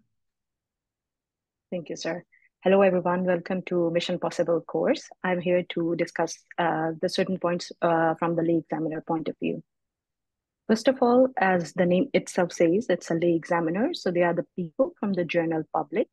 They are the people who do not have any medical background or the clinical training. So they are just like a third eye on you when you are talking to the role player, and they are assessing you from your interaction with the role player. So it's very, very important how you deal with the role player in the station in which the lay examiner is sitting. So any one of you who is not clear with the explanation, just stop me and let me know, okay? So as I mentioned, that these are the examiners who are just the lay person. Now, it doesn't mean that they do not know how the station should go. They are the one who have seen, who went through the briefing of the station. They have gone through the rehearsal of the station, so they know how an average candidate perform in an optimal way in a station in which the lay examiner is sitting. So you just see the lay examiner as CCTV, right? The lay examiner is sitting there and watching your interaction with the role player, and they're going to mark you according to your interaction with the role player. Now, how are they going to mark you? Obviously, they are sitting there. It's not just a random sheet that they're going to mark. Very, very, very, very important point here is they're going to mark you once you're done with the station. It's not that 30 minutes down the lane, they will say, oh, that candidate was good. They're going to mark you during those 10 minutes while you are performing with the role player. So in this case, your first impression gonna last long. So as Dr. Ali and Dr. Saur has mentioned, lay examiner stations carry more marks because you have a clinical examiner sitting there and a lay examiner sitting there. Mind you, lay examiner is not going to discuss his or her point giving with the clinical examiner because they are not the clinical examiners. They are the lay people. They're going to assess you from a third person point of view. Very, very important here is your introduction. I know it might sound very cliche, like who doesn't introduce themselves in the clinic? But yes, under stress, a lot of our good candidates sometimes totally forget to introduce themselves because they have been introducing themselves in the, like, let's say, last 6 stations. So this station, they just forget it under the stress. Maybe the station is new to them. They don't know the topic. So when they go in, they just forget to introduce to themselves. This is a super, super, super important point, because here, when the repo starts, you have to be very clear about your introduction, who you are and what is your role in this team. For example, my name is ABC, whatever it is. I am an ST5 in the infertility clinic today. This is your introduction that should come super easy and confident. Mind you, another thing, as Dr. Ali and Dr. Soul mentioned, those 2 minutes are very, very, very important to assess how you're going to perform in the next 10 minutes. Why so? Because sometimes the people under pressure just go through the lines and do not register the important info. Sometimes it happens that they provide you with the GP letter. A lot of information is already there. So how you can save time, I'm going to tell you about it. And sometimes it happens that you are already, like, you are told a situation in which you are already examining a patient. So what happens sometimes when you go and you say, I'm this, what's your name? Come on, you're already examining a patient. So, you have to skip that point there. Are you getting my point? I don't know. Are you people getting my point? I need any yes, any no's, whatever it is. Let me explain this point again. Most of the stations, thank you, Isha. Most of the stations, you have to introduce yourself and ask for the introduction from the patient. But in certain scenarios, you will be in the middle of examination, like you're examining a patient and patient complains of pain. In this station, you're not going to start, hello, my name is this, okay, whatever it is, but you're not going to ask about the patient's introduction. Why? Because you're already in the middle of examination. How you're going to start in that situation is, I'm sorry, Mrs. Lisa, Mrs. Alice, for the pain, do you need any painkiller? Are you feeling well? Okay, and then you're going to start your station after that. This is why we say 2 minutes are really, really important, because they are going to carve your next 10 minutes. This is what the situation awareness is. For example, in those 10 minutes, there are certain investigations that are mentioned that do not belong to you. For example, it's an infertility station in which the semen analysis is mentioned there, but the patient is not accompanied by a partner. So you cannot disclose that information if the partner is not there. You're going to ask whether your partner is here. Okay, the partner is not there, you will say, due to confidentiality reasons, I'm not going to explain it to you. You get my point? So 2 minutes are very important. So there are some extra information mentioned. For example, the semen analysis mentioned. I have to ask about the patient, about the partner. If partner is not there, I'm going to excuse because of confidentiality issue. Okay, you will make a very crisp, confident introduction of yourself. Then you're going to explain why this consultation is happening, because already in the 2 minutes outside your box, it will be already written why this consultation is happening, because patient is worried about something, patient has a recent IUFT, antenatal care, postnatal care, whatever it is. So you will tell the patient that my name is this, an ST5 sitting in antenatal clinic, and like, what's your name? What's your age? However you want to say it. I would rather recommend if you people can have your own flavor to it. For example, rather than saying, may I know your name and age, please? Because most of the people will say it. So if you have your own sentence from this point onwards, next 5 months down the lane, it will become your second nature. You can say, am I talking to Mrs. Lisa, born in 1956, whatever it is? Am I talking to Mrs. Alice? What's your age? May I confirm this? Right? So you go with this scenario and you tell them, like, so from the GP letter or from this letter, I reckon that you are here to discuss the future plan. You're here to discuss the delivery plan, whatever it is. So it's very important you explain, you introduce yourself and you explain the reason of consultation. Why is that so? Because you're meeting the patient for the first time. You have to offer her the better options so that you can make a shared plan and a better management option for the patient, right? So why are you making this consultation? So the reason of consultation is, we are meeting you for this reason, so that we can have a better plan of management. I can offer you better option, and we are meeting for the first time, and I need to know a little bit more about you. Got it? And you have to tell the role player, which will be patient in that scenario, that you're going to ask questions regarding the history. As both Dr. Soe and Dr. Ali has mentioned, it should be a targeted one. It should be a quick, crisp one.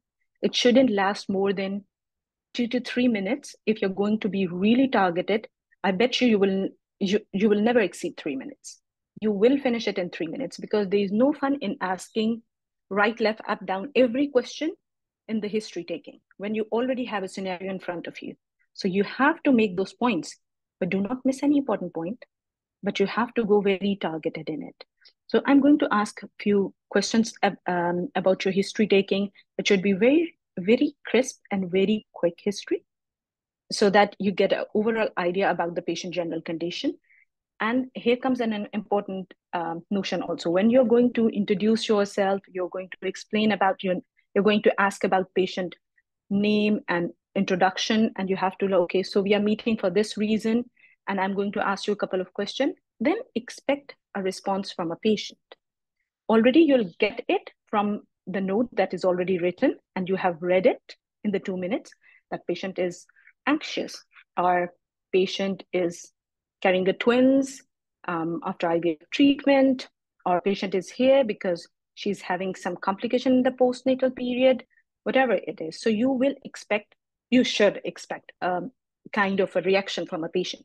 It could be a happy one, angry one, anxious, quiet, afraid, crying, but it will be nothing too loud that you will not be able to handle it. And like all of you have been through the clinics, and you know how each and every patient reacts. It's very different. And each one of us have dealt with the patients in different scenarios. So if, for example, if you're going in with an antenatal patient, congratulate them if it's a situation in which you should. Okay? It is going to help in building the rapport. A patient is anxious, do address that. Patient is angry, try to calm them down. For example, they are here to see a consultant. Consultant is not here. She might get angry that I'm waiting for so long, and who I'm seeing it. Apologize. And then make them comfortable. Patient is very quiet. Give them confidence that every detail that you are going to discuss will remain confidential, because a patient who is usually unusually quiet or trying to just rush through the details and move out, usually there's some hidden agenda. So you have to address the emotions, like do look for the emotions, especially those who are going to face-to-face. You can read the emotions very clearly. Whether the patient is happy, the patient is anxious, is afraid, whatever it is. Another point is, if you're dealing with a patient that they have written it's a teenage patient, please do not act as an adult. Act as a doctor, because we have seen in certain scenario, whenever you're dealing with a teenager, sometimes the doctor immediately act as an adult. I know it better. Especially these stations will come as PID or the contraceptive ones. Do not start acting as an adult, because this will sound as very much judgmental. And sometimes you will see, even throughout the course also, sometimes people start pushing their decisions over the other when they get to know that the person is a teenager, or if teenager is kind of, showing an attitude, a careless one. So they try to address it. Do not. Once you will make the role player comfortable, mark my words, once you're going to make the role player comfortable with your attitude, you will win half of the stations all there and then, because how it will happen? It is going to happen through your communication skills. You're going to give this confidence to the role player that the role player or the patient is in safe hands. You are knowledgeable, you're skilled, and you're here to give her the best treatment available. How this is going to come? All through your communication. You have 10 minutes to act in the same agenda. Then this is how you're going to build the rapport with the role player or the patient. Now, once you're taking a history, always have a beautiful combo of an open and closed question.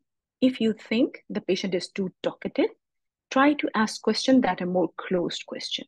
If you think patient is a little bit quiet, you can always ask more open question, but have a combo of both in all the scenarios.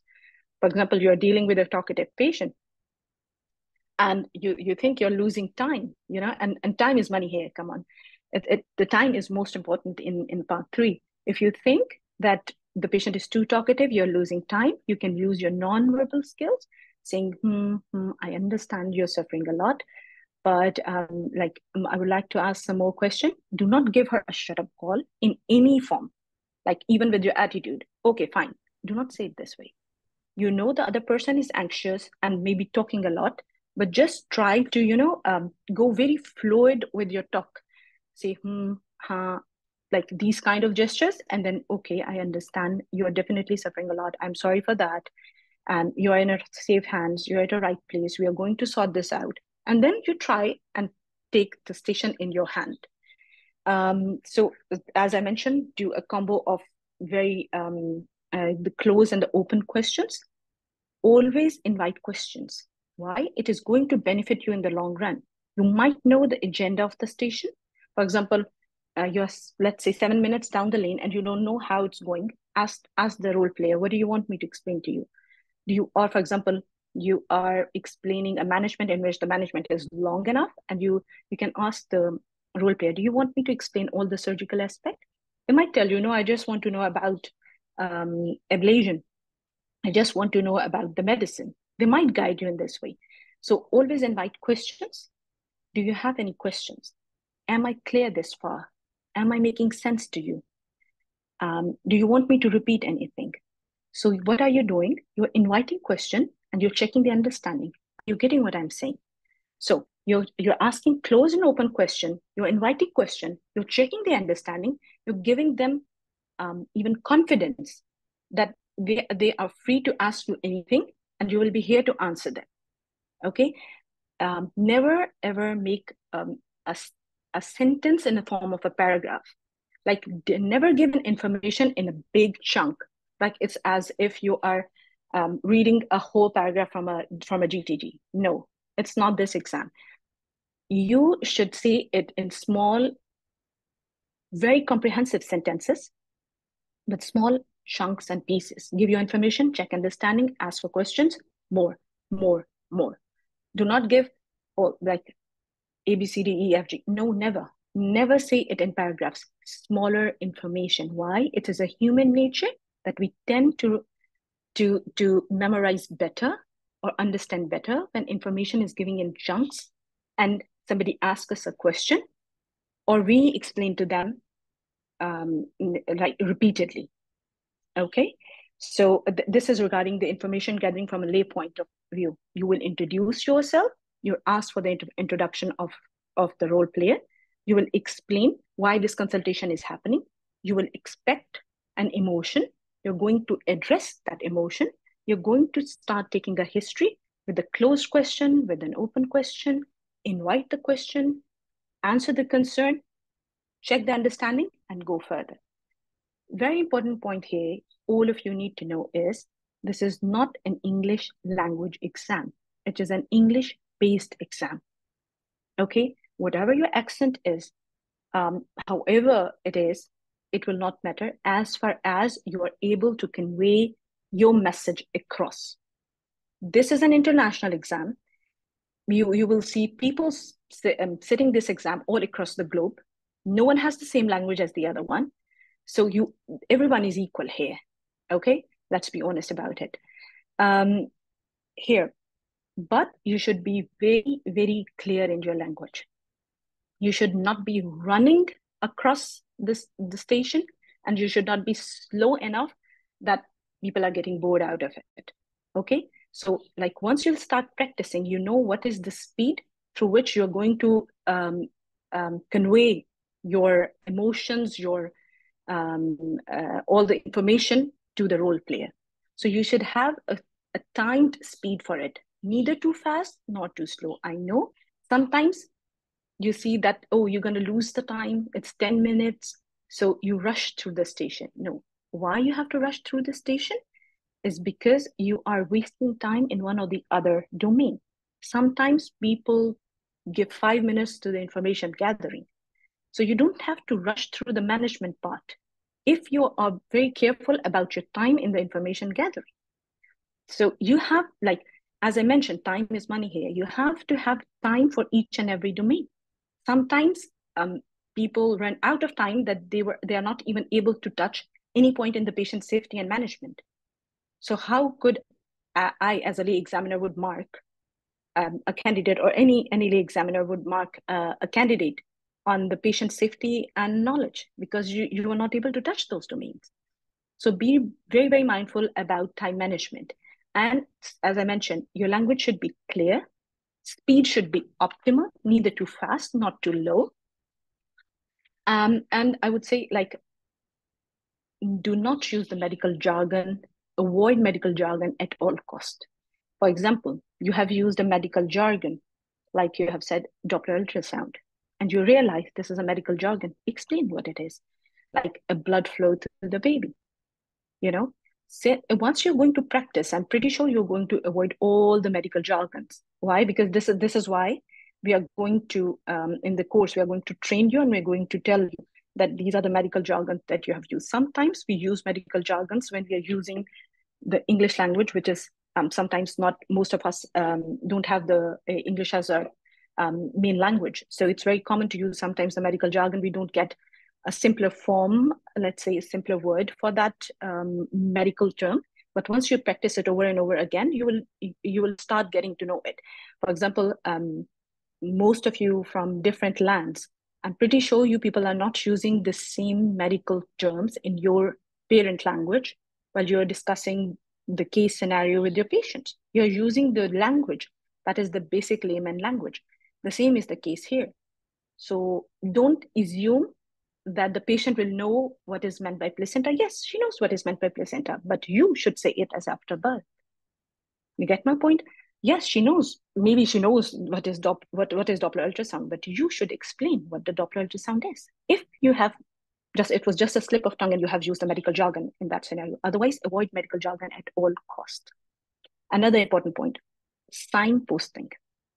Please, if you're taking a history of sensitive issue, like a sexual history or some about social habits, always signpost. It's very, it's considered decent in a journal term. You cannot jump on to ask about someone's sexual behavior or the social history just so. These are not the friends talking, you know what I mean? So it's just being more decent and professional to signpost that they will know that something personal, like you're about to ask something personal or something like this. And another point, sometimes when you're signposting, it's very important if you're going to give away information that is kind of a bad news or a concerning feature. For example, you're dealing with a young girl who's showing up with a cyst that has a not so good features in it. So how are you going to say it? You have to signpost, like, is anyone accompanying you? I'm afraid I have some concerning news, so that she's getting mentally prepared rather than saying, oh, it's a bad news. So always signposting is good, so that they know. I'm sorry to ask you some intrusive question. And for example, you're going to take the sexual history, because sometimes, as I mentioned, under stress, it happens. You're taking a sexual history in a very, in your flow. So you're asking 1, 2, 3, 4, you're hitting all the points, and you ask the sexual history without signposting it. But it's not considered professional when you're dealing with someone. Always you have to signpost. So practice it so that it becomes your second nature, that you always, for certain type of points, you always are going to signpost. Again, do not sound judgmental at any point of history taking. Please, there are people in whose societies certain behaviors are considered normal, especially if you're asking about smoking and drinking. Do not sound judgmental, neither verbally nor non-verbally. Okay, neither with your gesture, not with eyebrow raise, not with smirk, nothing. It's normal. You know that they are smoking. address them gently. Do not push them that this is not a good habit. Stop it now. Okay, even if you know this is one of the causes or one of the main risk factors, address it gently, because at the end of the day, the final decision will rest with the patient. Here, the patient is the main driving force. You need to remember. So if you're going to build a good rapport, the patient is going to follow your advice. If you're going to give them a tough time, they're going to give you a tough time. Okay. So in certain of the scenario, you will see a role player giving you hints. Please take the hints. Okay. For example, I'll give you a hint here. For example, if a patient is coming to you in a PMS station and she's saying, and you just hit the topic, like, have you been pregnant before or something? And she say, no, and I'm just too worried. For example, if I become pregnant, what if my symptoms worsen? Sometimes you have one of the two things you can do. Either address it right there and then, because and to answer this question, you do not need much information. You already know that if patient will become pregnant, the PMS symptoms are going to improve. So address it there and then. Or if you think that you have like a memory of a flash and you can address this point later on, write it down and just say, okay, fine, I noted down this concern of you, I'm going to address it at the end. But if you think that you're going to forget this point, address it there then. Because this is the point, this is the hint the patient has given you that, yes, this is one of the concerns. You know what it is? So if you think that you do not need any more information before addressing that concern, address that concern right there and then. But if you think you need more information, write down the point and ask and tell her that I'm going to come to this point. I need some more information so that I can give you a better option. Please, in a station in which there are confidentiality is needed, please reassure the patient that all information will remain within this room. It is confidential, it is confidential, it is confidential. The role players are instructed in a way that they are not going to give you information if they do not feel safe. And the lay examiner sitting there is noticing everything. You know what I mean? Like, role player is noticing how safe you're making the patient feel. Is patient opening up to you? Is patient feeling comfortable with you? Are you listening to the patient? Are you actively listening to the patient? For example, there's information given in your 2 minutes behind you, or like outside the booth, that patient BMI is this, and you have noticed it, so you can address it. Like, I can see your BMI is a little bit on a higher side. So if you don't mind, I can discuss this point with you, or do you have any concern regarding this point? Whatever it is. So, or if patient is giving you an information like about any point in the history, and you haven't listened to it, and you're going to repeat it one time, may be forgiven. But if you're going to repeat question 1 or twice, it will give an impression to the lay examiner that you were not paying attention to the role play. All you were concerned were ticking the boxes, like, I have to ask this question, I have to tick this box. No, you have to listen to the patient. It might save you a lot of time. It might save you a lot of time. For example, the patient is telling you all information. You don't have to ask these questions again. So you're going to save the seconds over there. You know, she told you about the BMI, maybe the BMI is written, you're just going to address it. She's telling you some information. You already have the information regarding this and this and this point. So you're going to address it. You don't have to repeat it. Be very, very careful.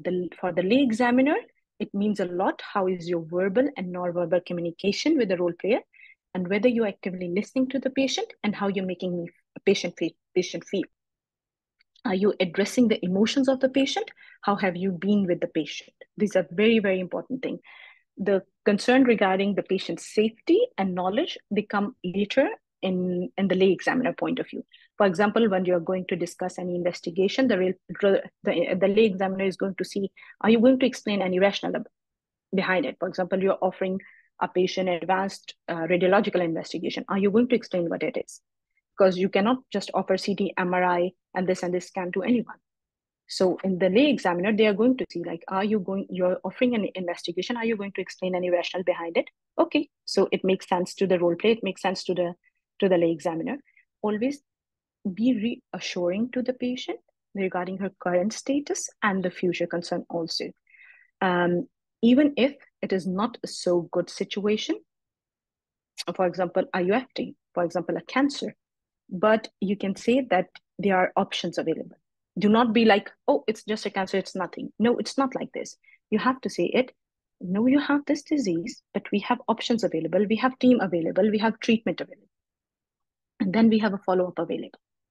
You get my point? So when it comes to the patient safety, reassurance is important, but you have to weigh it. How you're going to give the reassurance, how much you're going to reassure, how much you're going to reassure them from the current situation and for the future. If you're offering investigation, what's the rationale behind the investigation? You're going to offer the surgery. Are you telling the role player that how safe the surgery will be or how safe this treatment will be? And always give time, like always ask this question at the end, like, or reassure the patient or pass this statement to the patient that the final decision rests with you. Take your time, get back to us, and we'll be more than happy to listen to you, whatever your shared decision is, whatever the shared decision we're gonna make, because you're the main driving force here. This is what the lay examiner wants to hear. They don't want you to drive the station. They want you to revolve around the patient. Like, it should be you driving the car, but not you driving the car. You know, like, patient is in the middle of this, is the center of attention for you. So all your communication and decision and everything should revolve around that patient. And then you're going to make the patient feel that they are everything, that they are the one who are going to make the decision. They are the one whom you're going to respect anyways, whatever decision they come up with. And it will be absolutely amazing if you can summarize whatever the plan you have made. Like, if you have time, by any means, 30 seconds, summarize the loop, close the loop, whatever you have been through. For example, I give you here an example of, let's say, plan of delivery for the patient, a station in which you have to discuss the plan of delivery. It's always very sensible to, when you're starting the station, to ask the role player, what's your plans of delivery? What do you want? And then later on, when you're going to address all the issue, just say, so we're going to induce you at this time, and we are going to monitor you like this. You're going to have a delivery like this, and then you're going to have a postnatal follow-up like this. So always close the loop. You're going to discuss any gynecological station. For example, you're going to start with any contraceptive station. You're going to say, these are your options. And meanwhile, you're going to take a decision. You can take these options. Come back to us. This is what we're going to do with you. And this is how we're going to do a follow-up. Close the loop. It will not take you more than 30 minutes for it. Okay.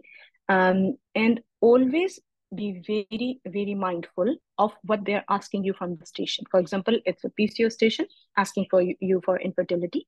Sometimes the candidates will just concentrate on PCO and just will not have a time, or just skip their mind that they actually are dealing with infertility. So the time will finish and they will not be able to address the infertility issue, which is actually the main issue of the patient. Okay. And once you're taking the history taking, the lay examiner is also observing, like, okay, so you're actively listening. So you're picking up the points in the history. What are the risk factors for the patient? Are you addressing the patient concern? Are you telling the patient what could be the coping strategies for the patient, for example, about her mental health? Okay, let me liaison with a psychologist. Let me give you some cognitive behavior therapies. Okay, these things play an important role. Another, last but not the least, never say never. Do not say no to any of the option that patient is saying. For example, do not, it's with the patient dealing, there is never, no, you cannot do it. This is why it is going to make you sound very rude and dominating. You can, for example, it's something that patient is saying, and patient needs to go for emergency delivery, and she's saying, I need time. You can address it very gently. You know, it is something that is dangerous for the patient. You can always address it in this way. I understand your concern, but in this situation, the other option is better for you. Still, while we are making arrangement for this, you have this much minute or you have this much time to contact your partner or to think about it. I know this is not something that you are expecting, this happened unexpectedly. I'm sorry for this, but we assure you that if you're going to follow our plan of management, you're going to have a good outcome, something like this, okay? So there is never a no to a patient option. For example, even another scenario, a patient with a cyst, huge cyst, she doesn't want to operate, she want to go home, she want to wait. You know it is going to cause some cyst accidents. So you're going to counsel them that I respect your wishes, but I'm offering you this because otherwise you might land up in emergency, and in which scenario we might not be able to save your ovary or something like this. So you can, like, you have our emergency number, you can take some time, think about it, get back to us, and this is the plan of management. Okay, this is as far as the lay examiner points are concerned. So just a good, solid, confident introduction that will give an impression to the lay examiner that you know your subject, you are a safe doctor, you're a confident doctor, and the patient or the lay examiner himself, let's say, or herself, would like to come to you as a patient again. You know, the expression by the end, you will start getting to know as the role play will start opening up to you. You will start to get to know, yeah, you are making someone comfortable and confident. Just consider yourself in the scenario of the clinic and go through it. 10 minutes are very, very important, and it's all acting. Thank you. Thank you so much, Dr. Mariam, for the detailed explanation. And it's very, very important to know what the lay examiner needs from you in the task. As again, to repeat myself, in the lay examiner tasks, the marks are doubled. So once you see there is a clinical examiner and there is a lay examiner, means you have double the marks here, and you have to concentrate not to lose the marks from the lay examiner point of view. Here in the lay examiner marking sheet, there are many points. Most of them will be discussed in each case, and it will be individualized according to the task you are facing in the exam. So now you know what's needed from you from the clinical examiner point of view and from the lay examiner point of view. Let's go back to some secrets in the exam. What's behind the scene? In the standard setting, the Part 2 and Part 3 exam are considered as criterion reference test. I know that all of you understand what is the meaning of criterion reference. Criterion reference means that they are comparing the student performance against a standard, against a score that's already mentioned or decided before. So they are not comparing your performance in relation to the performance of the other students. Actually, that's what's mentioned in the standard setting of the exam. But this is not the truth. Again, I'm giving you what's mentioned and what's going behind the scene. This is not the truth. Actually, Part 3 exam is a norm reference test. What is the meaning of norm reference test? Means they are comparing your performance against the other student performance. That's why there is no standard for the exam before. There is no standard. They will not say before the exam that the pass mark here is 60 or 62 and the candidate who will get 62 will pass. No. The pass mark will be decided after the exam according to the performance of the candidates. They want to detect your skills or your level of knowledge according to the level of ST5 who is in the clinical practice. So please take care. This is a competitive exam. You have to do your best to perform in the best way, because your mark will be decided according to the performance of the whole candidates who are going to the exam in each center in each day. So each day has its pass mark, and each day has its curve according to the performance of the candidates in this day. So you will be assessed in, at least as I mentioned before, 3 domains in each task. You will have in each domain pass or borderline or fail.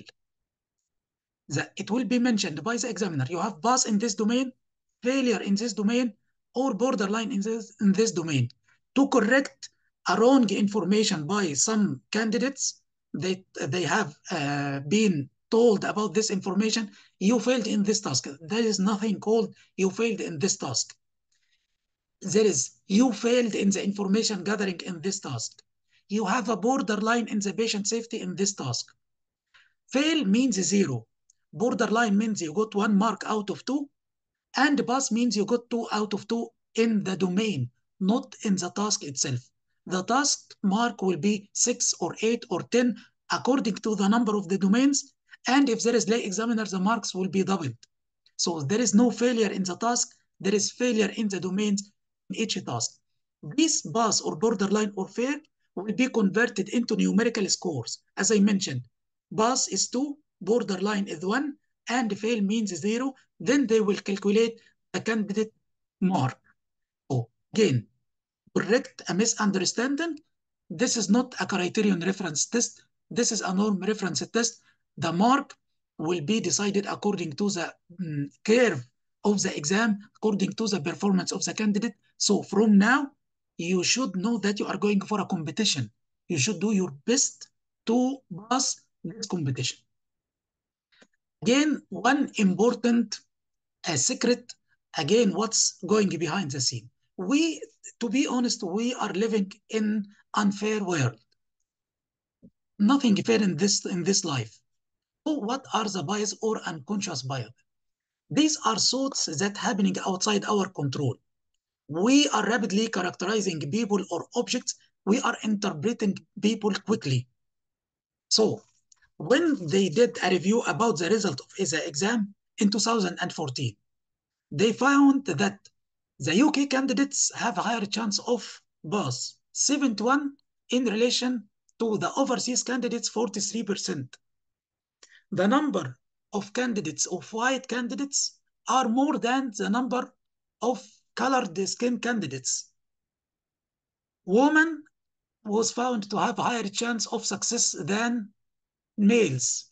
So female candidates have a better chance of success. So these are biased. These are unconscious.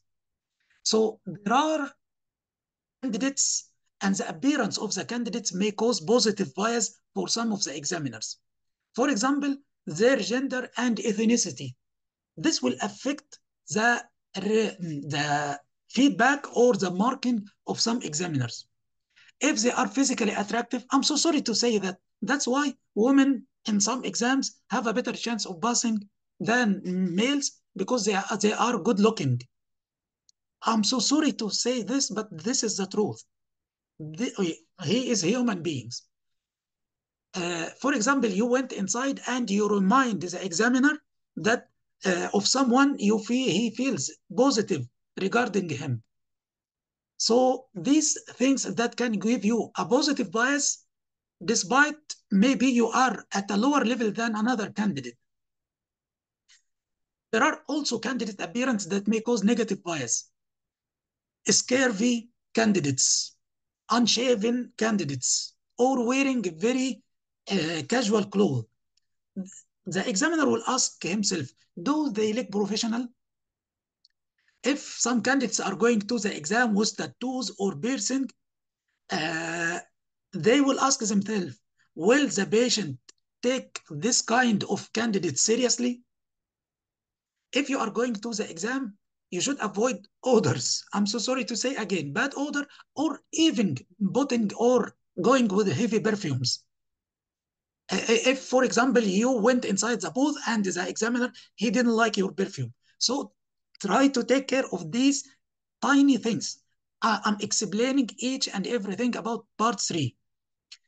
Even obesity, even your age. If you are reminding him of someone, he feels negative towards him. So these things will put you inside one of two groups. You are in the in group. In group means I have positive bias towards you, or out groups, it means I have negative bias against you. So these are things that are out of the hands of the examiner. How this will affect the examiner behavior? The body language. Some examiners will be encouraging or discouraging to some candidates. In structured discussion, you will find that the examiner is trying to ask you, he's encouraging you to or prompting you to go through the task. He's trying to help you as much as he can because he has positive bias. But if he has negative bias, he will leave you alone. I'm so sorry to say, this is an unfair world we are living in. Even the role players, they might be helpful. They might encourage some candidates over other candidates. So that's why the quality assurance of the Royal College examination is trying to observe the examiner behaviors, but you should observe yourself. These are a list of positive and negative bias. Please take care of these things. You have to go in a formal way with a professional looking, and other things you cannot control. It is out of our hands, but this is a world we are living inside. It is non-fair world. So these are some of the secrets that happens, and it will affect the marking. As I mentioned, you may have pass, you may have borderline, you may have fail in the domain. When you are going inside the booth, you are in the default of failed candidate. So once you enter the booth, you are zero. So you did not demonstrate any skills. Once you started demonstration, you may go into the borderline or the pass zone, or you may not go. So you may stay at the fail zone since you entered the cubicle. Finally, there is a global judgment for each domain. Again, not for the task, not for the full assessment of the candidate in the task. It will be related to each domain. Again, there are different types of tasks. There is some difficult tasks and some easy tasks. And the standard expected from the candidate in the tasks will be different in the marking sheet. And the standard setting, again, for each day will be different. So again, this is a norm reference test, not a criterion-based or a criterion reference test. They are saying that they are trying to give the candidate a chance to pass the exam, whatever the day. So if the candidate will fail today, means he will fail in tomorrow exam, which is definitely not right.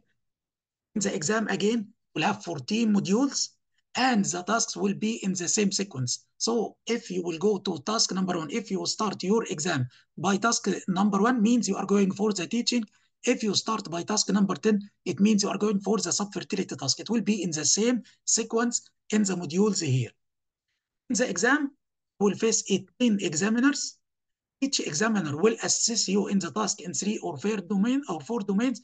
So minimum, you will have 60 domains in your exam to be tested per each candidate. Now, the answer. Why I failed in part 3. Inshallah, no failure. Inshallah, you will not ask this question, but this is a feedback from the previous candidates. Definitely, it is inevitable that some candidates will be disappointed to find that they did not pass the exam. Rarely because of lack of knowledge. You passed the 2 written exams. You passed part 1 and part 2, which are more difficult. But why I failed pass in part 3? Actually, this occurs because of 2 problems. Number 1, and this is the main issue, because the stress of the exam affects your performance. Number 2, you are unable to demonstrate the required skills in this task. So, regarding number 1, the stress of the exam, the solutions is to start practicing from today. Practice and rehearse. Practice and rehearse. Time management is a big problem that will affect you under stress. You will lose the control over the time of the task. So you need to practice time management from today. You need to consider face-to-face interaction or mock before the exam to build up your confidence. The second point regarding your inability to demonstrate the required clinical skills for each task. Working through the folders of this course. Now you know what is the drive and what is the contents of the drive. So I have written PDF templates. I have video recording for each task. Use it as a useful guide and how to practice in order to succeed. These are the two main points that will affect the chance of success of the candidates. It's not about the knowledge, it's mainly about the stress and mainly about your inability to demonstrate your clinical skills. And these are the solutions for each of these 2 points. So now we finished the general overview about part 3 examination. I know we spent a lot of time, but now if you are still happy, we are going to discuss what are the most important points in each domain that needs to be tested. Otherwise, we are going to close and you can watch it in the previous recording. So what would you like to do now? To continue or to finish up here? Dr. Ali, your mic is closed. Your mic is closed. Just I would like to add few things about the course. I think that the remaining is written. No need to be much explained, but we are giving a feedback for each task. Our feedback is comprehensive. Doesn't mean that you are bad or you are good. So we are giving feedback about the performance, about every single word you are telling during the task. Doesn't mean that by any means to feel that you are not to the level. Whatever the stage of the course, you may find that we are giving you half an hour feedback, but actually you pass the task. But we need you to reach the very safe zone on passing. With the course, we are doing too much effort between our social life, our work, so our charging will be you. So we need you continuously update us with your feedback, positive and negative. Positive will will help us to move forward and more. Negative will give us an impulse or an input to improve our course. Regarding the responses to the question in the course, remember that we are colleagues. We are not an AI tool or a Google. So once you ask a question, we need this question to be a little bit more specific, to answer to be more accurate. And we need some time to be available and to review, because when I am going to answer any question, me or Dr. Surur, we read the whole topics, we review it again to give you the accurate answer, not the answer from our mind. So just be patient with us in answering the question. Sometimes it can be delayed to the end of the day. Sometimes will be given immediately. So this is regarding the responses to the question. We expect you to help us in improving our course. So by giving a negative feedback by any mean, private message in the group, or by any mean, it will help us to improve the course, of course. So I think now we finish for today, unless that you are willing to have a look on the remaining of the domains specifically. The majority are asking to continue, Dr. Ali. It's okay. It's no problem. Okay, I will go quickly. I will go quickly in the next. Looks that you are going to the OT now. Okay. No, I mean, I'm just waiting. I finish the case now. I'm with you. Okay. So we are going to quickly through the domains. It's already explained in the marking sheet, but we are going to go quickly. What are the domains? So as I mentioned, we have 5 domains to be tested in the exam. The first domain is the patient safety. In the patient safety, you have to explain to the examiner that you recognize your limited clinical ability. As mentioned by Dr. Ali, some tasks you may need to acknowledge that I have certain or limited knowledge about your case. That's why I'm going to involve your management multidisciplinary team. So calling for help is another point of safety. The skill of triage and prioritization. We are going to discuss this in the next week, how you be able to prioritize the cases and triage the cases according to the risk in the labor ward prioritization. As mentioned, confidentiality is very important to be mentioned in the sensitive task. Avoid criticizing or undermining your colleagues.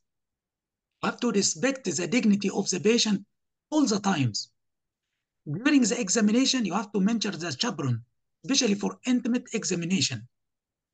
You should know how to obtain an informed consent. And you should respect the religious beliefs of the patient, especially in cases of Jehovah's Witness. Also respect the cultural issues of the patient, but without breaking the UK laws, as in case of female genital mutilation that appeared in the last exam. You should know what are the safeguarding issues.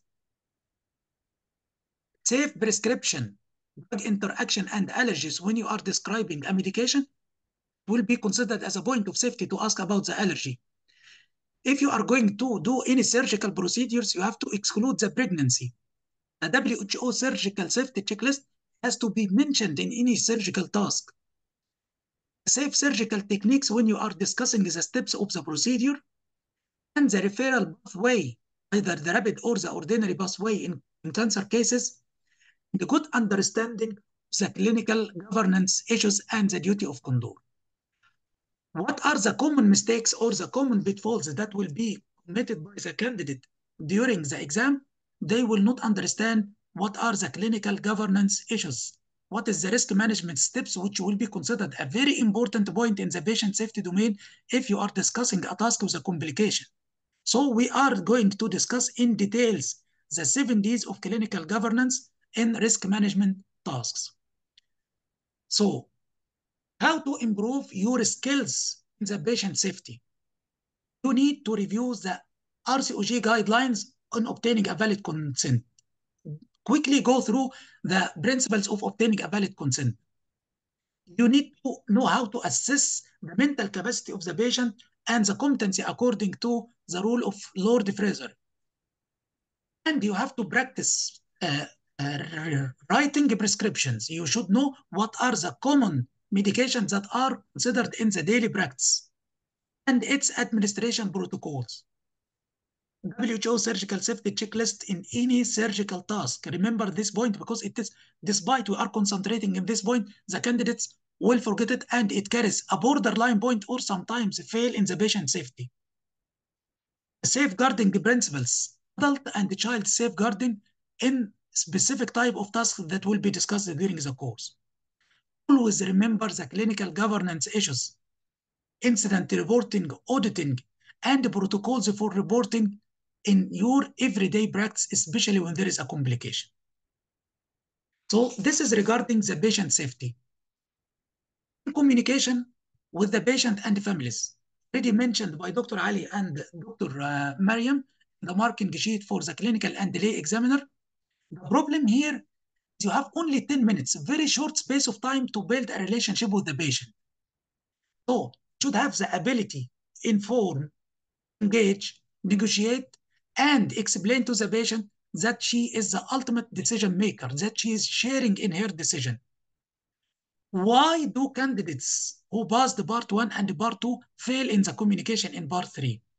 Again, as mentioned by Dr. Mariam, it's not an English test. They are not examining your English skills.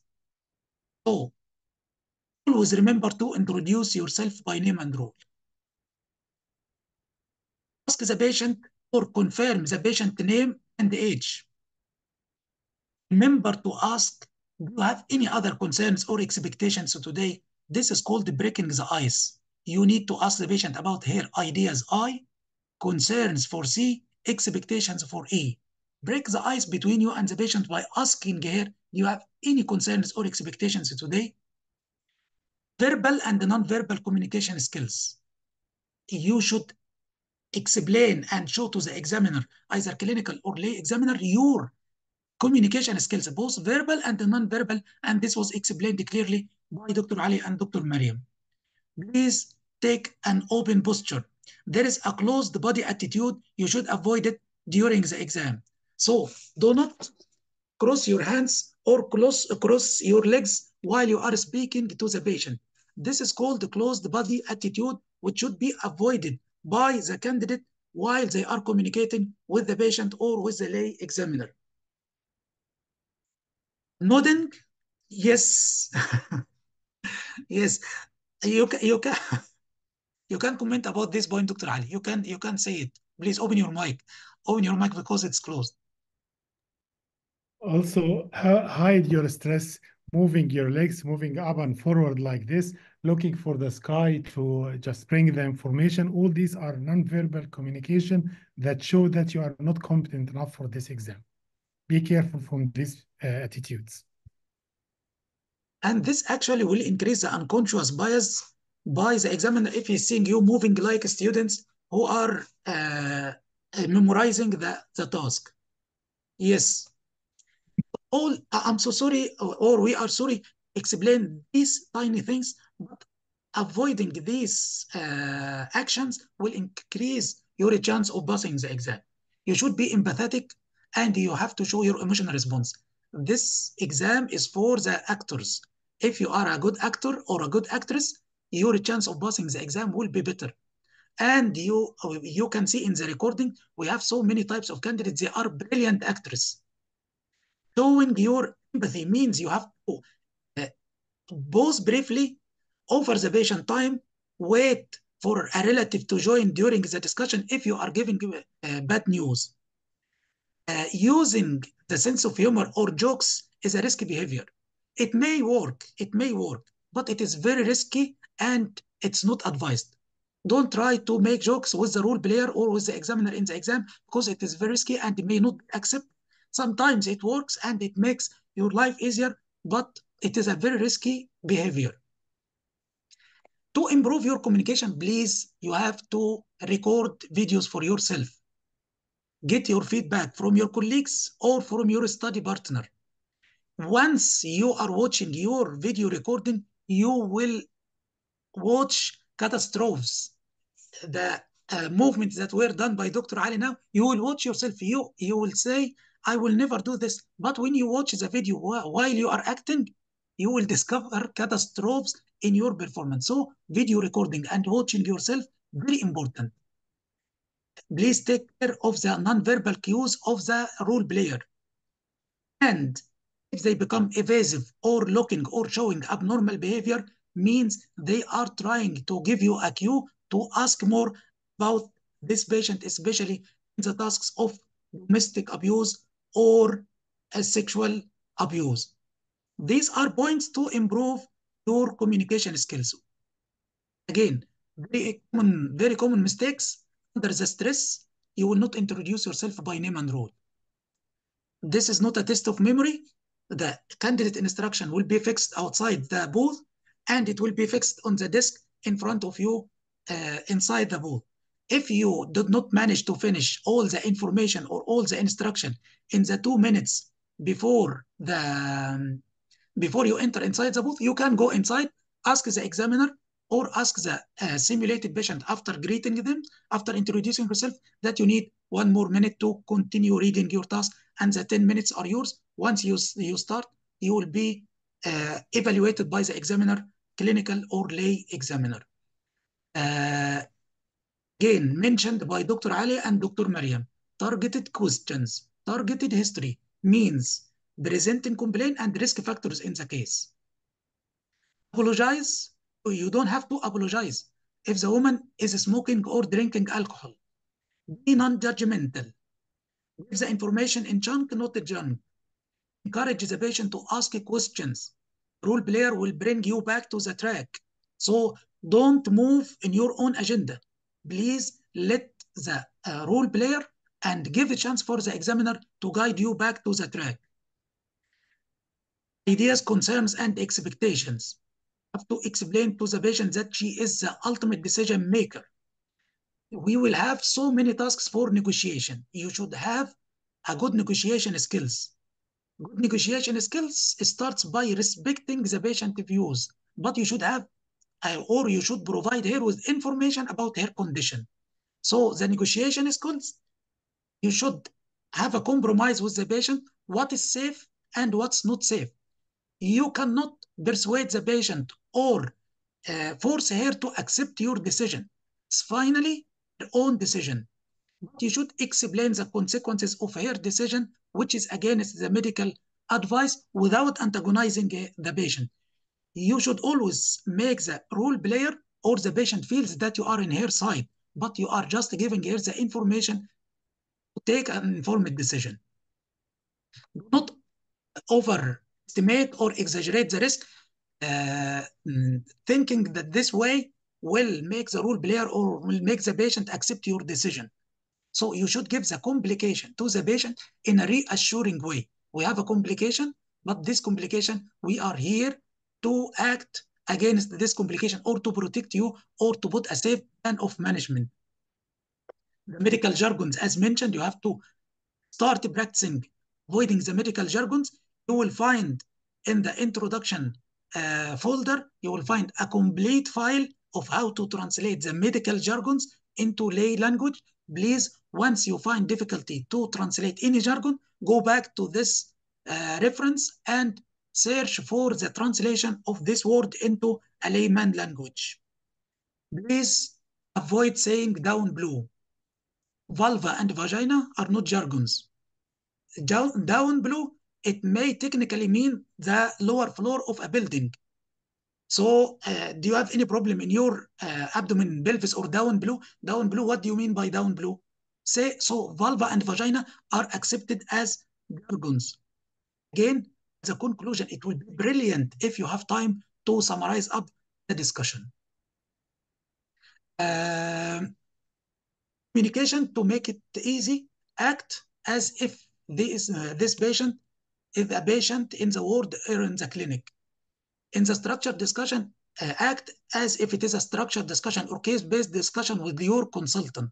So this is the way how to reduce the amount of stress and give you some relaxation to perform in your behavior or in your nature. Sometimes take care that the instructions are given that the patient is morbidly obese and you will go inside the booth to find a very lean patient. Don't overthink. Don't think that this is a trap. No, sometimes they will not find a role player that will act as a role of a morbidly obese patient. So follow the instructions that are given in the candidate instruction. It is not a trap. Don't overthink about this point, please. So Royal College is expecting, looking for the next point in the communication. Proper introduction, building good rapport with the patient, actively listening, eye-to-eye contact, especially in face-to-face examination, open questions, please, show your concern, show your empathy, reflect your feeling according to the nature of the task, and your appropriate emotional response. The common pitfalls in the communication. Candidates, believe me, you will say now how the candidate, they will miss their name and role. You will miss your name and role. And today in the group, Dr. Hadil, she forgot to introduce herself by name when she started her recording. So it is a common pitfall in the exam that you forget to introduce yourself by name and role, which will be a big mistake in the lay examiner marking sheet. Risk behavior and making assumption about risk behavior and feeling awkward or embarrassed to ask about the special habits or lifestyle. Telling the patient what they need rather than negotiating a plan of management in difficult tasks. Not listening to the role players or repeating the questions. Please take care of this because it is a waste of time and it will give an idea to the examiner that you are not listening to the patient. You are just giving the question and you are not taking care of the clues or the cues of the patient. Using unnecessary jargons and abbreviation also that the patient will not understand will be a big mistake in the communication. Communication is very important, mainly part 3 is about communication. So how to improve your communication skill? You have to keep practicing and rehearsing with your study partner. You have to improve the non-verbal communication skills and the unconscious behaviors that you will observe when you watch your recording. Practice chunking, please. Small sentences, not a full paragraph. You will find in the PDF very difficult tasks in the communication, and you will watch the recording. You have to rehearse these tasks 1 and 2 and 3 times because these tasks will be difficult in the communication, so you have to keep practicing it. The negotiation skills in the negotiation tasks, we are going to explain what are the steps of the negotiation and what are the terms that you are going to use, avoiding the jargons. The best way to improve your communication skills is to read the patient information leaflet. Not only read it, record it for yourself. In the patient information leaflet, you will find it in a question and answer format.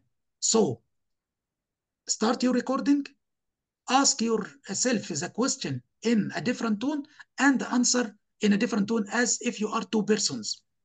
This will improve your communication skills dramatically. So patient information leaflet are very important. So now we discuss the safety and the communication with patient and families.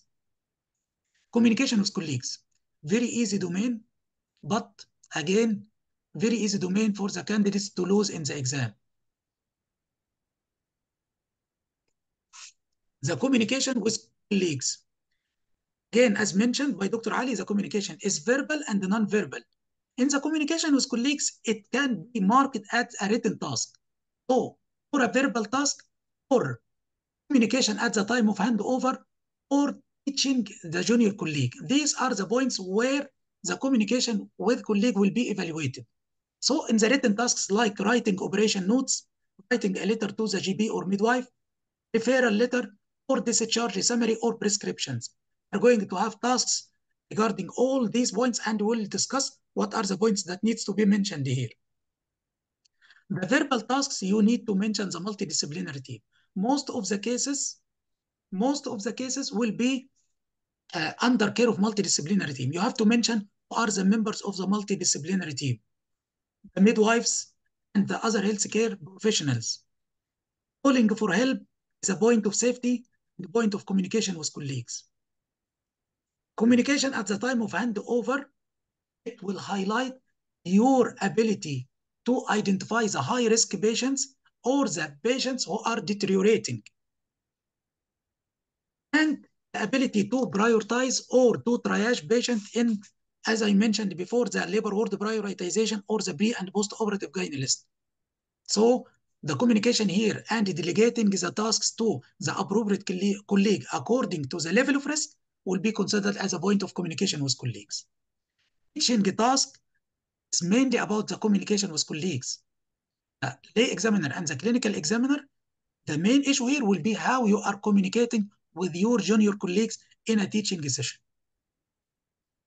So call for help and referral to another specialty. Always remember the consultant. In case of emergency, you have to call for help. In oncology, you will mention the multidisciplinary team.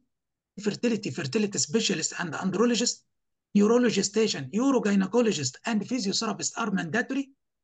Antenatal station, you will involve the midwife and the GP. The contraception and sexual reproductive health, you will mention the GAM clinic. The PCO and other endocrine disorders, you will mention the endocrinologist. Menopausal clinic, and the menopausal specialist. It is a sensitive task or you are breaking the bad news, you have to mention the counselor, the support groups, and the dentist if it is a congenital anomaly. Helplines like the NHS stop smoking service or alcohol service or drug stop service. And always remember the anesthetist is an important member of any multidisciplinary team. Whatever the task, the anesthetist has to be one of the members of the multidisciplinary team because it is a point in the marking sheet, in the safety, in some of the tasks. So if you mention it, you will secure the mark. If it is not there in the marking sheet, you will not be penalized. So please always remember the consultant, the specialist in the condition according to the task, and the anesthetist has to be there. What are the common pitfalls? You are going in a disorganized way. When you are asked by the examiner, usually, and Dr. Ali can comment about this point, that usually the first question in the structured discussion is give me a summary about the case. So you should have a structured way of communication. This is a way they are examining your ability to hand over the cases. So always remember the SPAR form. What is the situation, background, assessment, and recommendation in each case? This will be the way to start your task in the structured discussion. Dr. Ali. Coming to the SPAR form need to be trained on. Actually, it is the most professional way to hand over a case or to tell about the summary of the case or to talk about your case.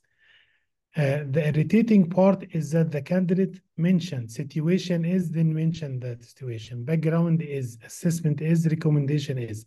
This is usually a little bit offended. You are talking in a story way. You are not mentioning the point and what does it mean. So you are keeping a situation in your mind. You can tell that my case is so and so and so. Don't say the background is. Based on her history, she shows so and so and so. And after examining and reviewing the investigation, she shows so and so. So I don't mention the items of the SPAR form, but I use the SPAR form. If some of you will find difficulty in using the SPAR form and he cannot be training himself about using the SPAR form, it's better to use his or her own summary of the task, but never to read the task. The question, tell me about your case or give me the summary. The one who will read the task as it is written, you will deduct it mark definitely for that. So professionally, and the best way is to use the SPAR form in its usual way, not in a student way that you are mentioning an item and what does it mean. But just keeping the item in your mind and talk about it. Or simply, if you cannot do that, you can use your own understanding of the task, giving it in a small summary, the meaning of investigation within your summary, without omitting any part of the 4-point of SPAR form. This is regarding the questions that common in a structured discussion. Tell me about your case, or what is your case about, or like that. I will take the opportunity, Dr. Surur, just to cover the points. I give you some rest about the previous part that you have mentioned. It is not a shame that you will say, I don't know. If you have been questioned by the role player, that questions that you don't have a figure or a percentage or an answer, you can say that it is not in top of my mind now. Let me go back to my consultant and I will give you the answer next visit. Just say, I don't know. It's no problem with that at all. Some candidate can invent answer or can give a wrong information. Yes, they may pass the part of the applied clinical knowledge, but definitely they are risking the safety domain if what he said is already is not there or against the recommendations or the guidelines. So you will sacrifice the safety for a point that may mark or not in the applied clinical knowledge. So avoid telling things that you are not familiar with or you are not competent with. Second thing in the safety, when you offer a patient information leaflet, be very careful about the rare situation, rare condition. A patient information leaflet is not available for all the condition.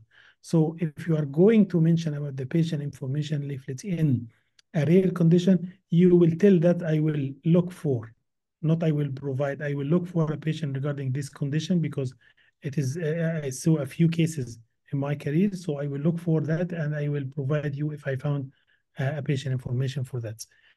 Another point is that in the communication is very decent or very good or very put you in a very good shape if you are discussing the plan and know before discussing the patient view. For example, if you are discussing a delivery plan, before discussing the delivery plan and going through it and be surprised by the patient own agenda, if you ask her at the start that your view or you have any preference for your plan of delivery, because sometimes she may need to deliver at home, she may not avoid, she want to avoid any medication, she doesn't like epidural, whatever that. So instead of going through the option and after finishing, she will tell you that, but doctor, I would like my afterbirth to come spontaneously without any medication. And already you mentioned it. So at that time, you will lose time in explaining to her about the risk and benefit of this intervention. The last one I would like to remind you is that the communication is a dialogue. So it is a two-way channel. You are talking and listening. You are checking the understanding and inviting question. So don't be only talking without giving the opportunity to listen from the patient. Remember these points because they are always important. Your responses where the dialogue is additional to your communication skills. Thank you. Thank you, Dr. Ali. So, how to improve your communication skills? Practice writing summaries and letters the same way as it is there in the NHS. Reflect to the discharge summaries written in your daily practice by your peers or by your senior colleagues. So you know what are the points that has to be there in the discharge summary. So you have to write it in the same way that you are going to comment about it in the exam. You should understand what are the rules of each healthcare provider in UK. And we are going to discuss this in the next session, inshallah. Practice difficult scenarios. And I mentioned this point, you have to rehearse and practice all these points. You have to have a study partner. Without study partner, it will be difficult to pass in part 3. Without practicing in front of others, it will be difficult. You should know how to be a leader in the discussion. After taking the initiation question from the examiner or the concerns and expectation from the role player, you have to be a leader in the discussion. Again, you have to practice as if you are an ST5 or a consultant, not a student. Okay, coming to the next task is the information gathering. I'm always considering this task as the time-wasting domain. Time-wasting domain, again, clearly explained before by Dr. Ali and Dr. Mariam. 3 minutes maximum under very difficult situation, you will take 4 minutes because this is only one domain that have only 2 marks. If you are going to use 5 or 6 or 7 minutes in information gathering, means the other 3 domains you are going to discuss it in 3 minutes, which will affect your mark. And the information gathering domain will affect your mark in the safety and the clinical knowledge. Because information gathering and communication, both of them are evaluated in the same time. So this has to be shortened as much as you can. In the information gathering, you should use a blend of open and closed questions. Open question means it's an open question. Please take the advantage that some of the role players are not professionals, and once you ask them, can you tell me more about your condition? She will tell you the whole story. And many of the role players, they do not understand what is the difference when you ask them a question, only one question, open question, they will tell you all the story, and this will help you to shorten the time in the information gathering. If you are asking a closed question, means consultation is based in your own agenda, not about the patient expectations. So the competent candidate will use a mix between open and closed questions. So how to prepare in the information gathering? Prepare by a mix of open and closed question. Use signposting when you are asking about specific sensitive issues. In sensitive tasks, especially in breaking bad news in cancer, you have to acknowledge the patient concern and acknowledge the patient fears, but still you need to collect some information if there is an information gathering domain there.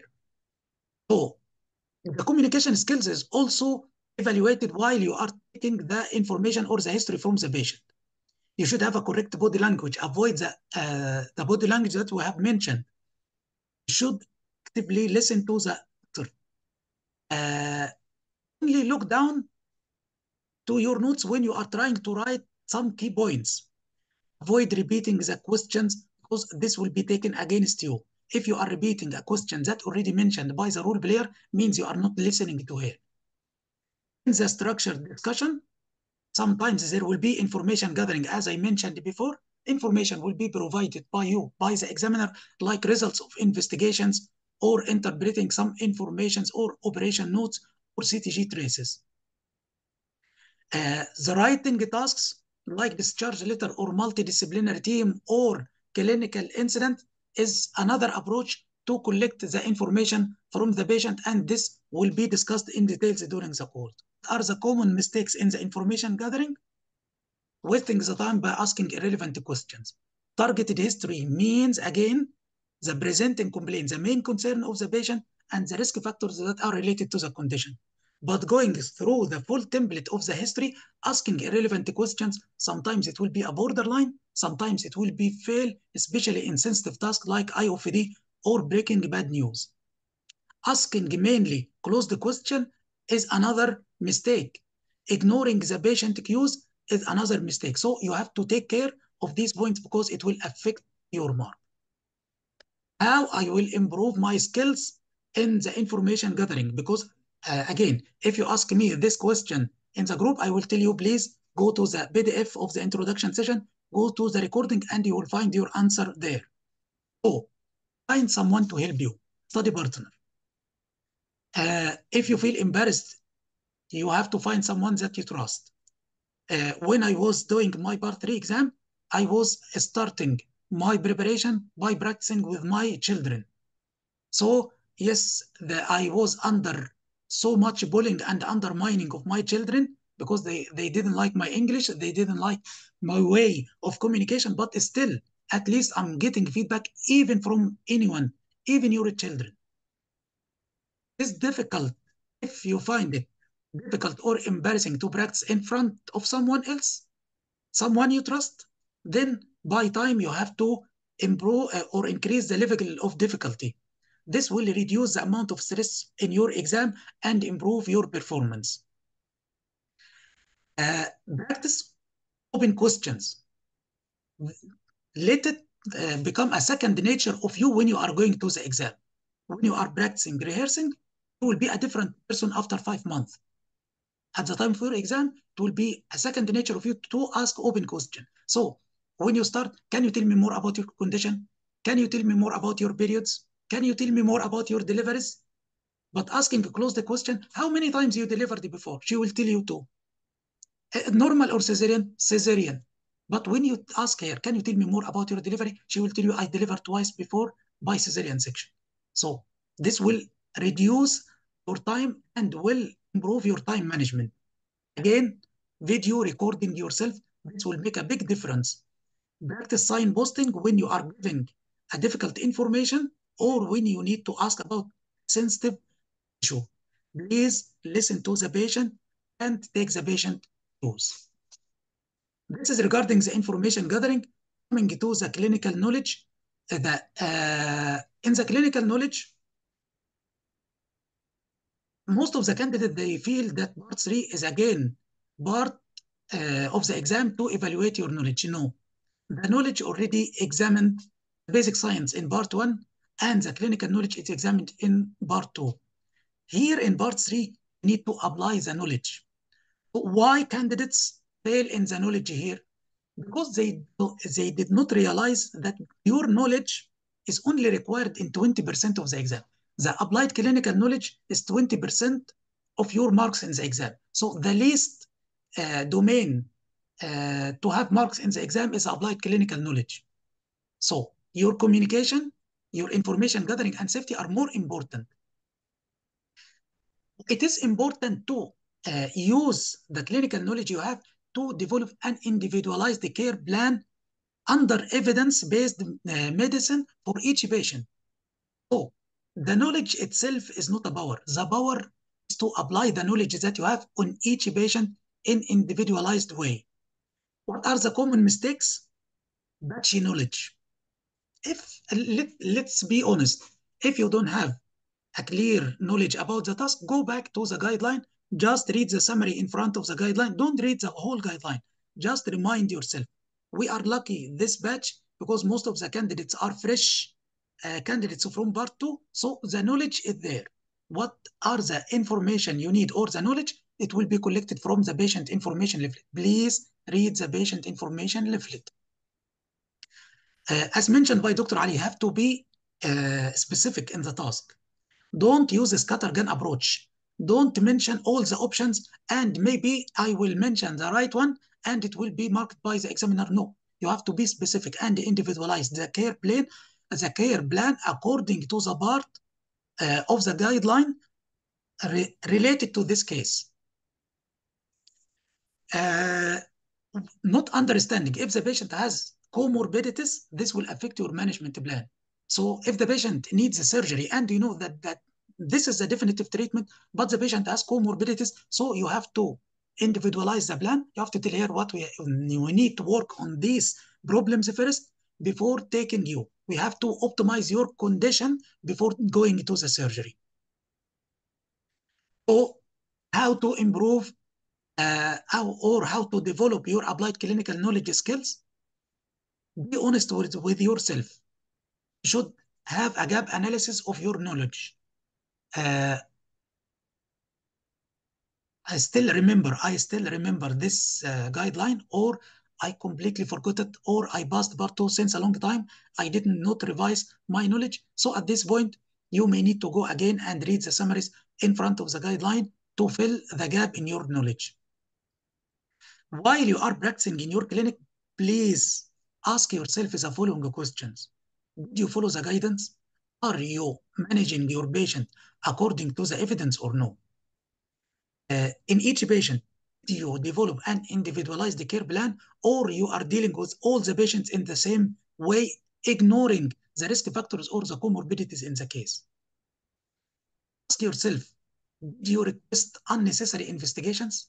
This is the scattergun approach. I will mention all the investigations and the examiner will choose. No, this is called scattergun approach, and unnecessary investigation is a waste of time, is a waste of money, which is not recommended by the Royal College. And would you plan or your plan have been more patient-centered according to the patient condition and according to the patient wishes or no? So this is the way to develop your clinical knowledge skill. The important point, why the candidates fails in the clinical knowledge, because of the time management. They will waste the time in the information gathering. By the time they will discuss the options means the clinical knowledge here. What are the options suitable in the case is the clinical knowledge. By the time you need to start discussing the option, the time will run out and you will not be able to have the mark in the clinical knowledge. So when you fail in the clinical knowledge, mainly it's because of the time management, because you wasted the time in collecting the information and you did not have the time to explain what are the options for the patient. The option of management in each case will be the clinical knowledge, the pros and cons, and the risk of each option will be in the safety. So you may lose the clinical knowledge and safety because of the time management. That's why time management is very important. So now we covered all the domains from all the points. I hope that it's now clear for everyone, the beginners and the candidates who did the exam before and who were misleaded or misguided before. Now we explained everything. What's in front of everyone and what are the things that are going behind the scene.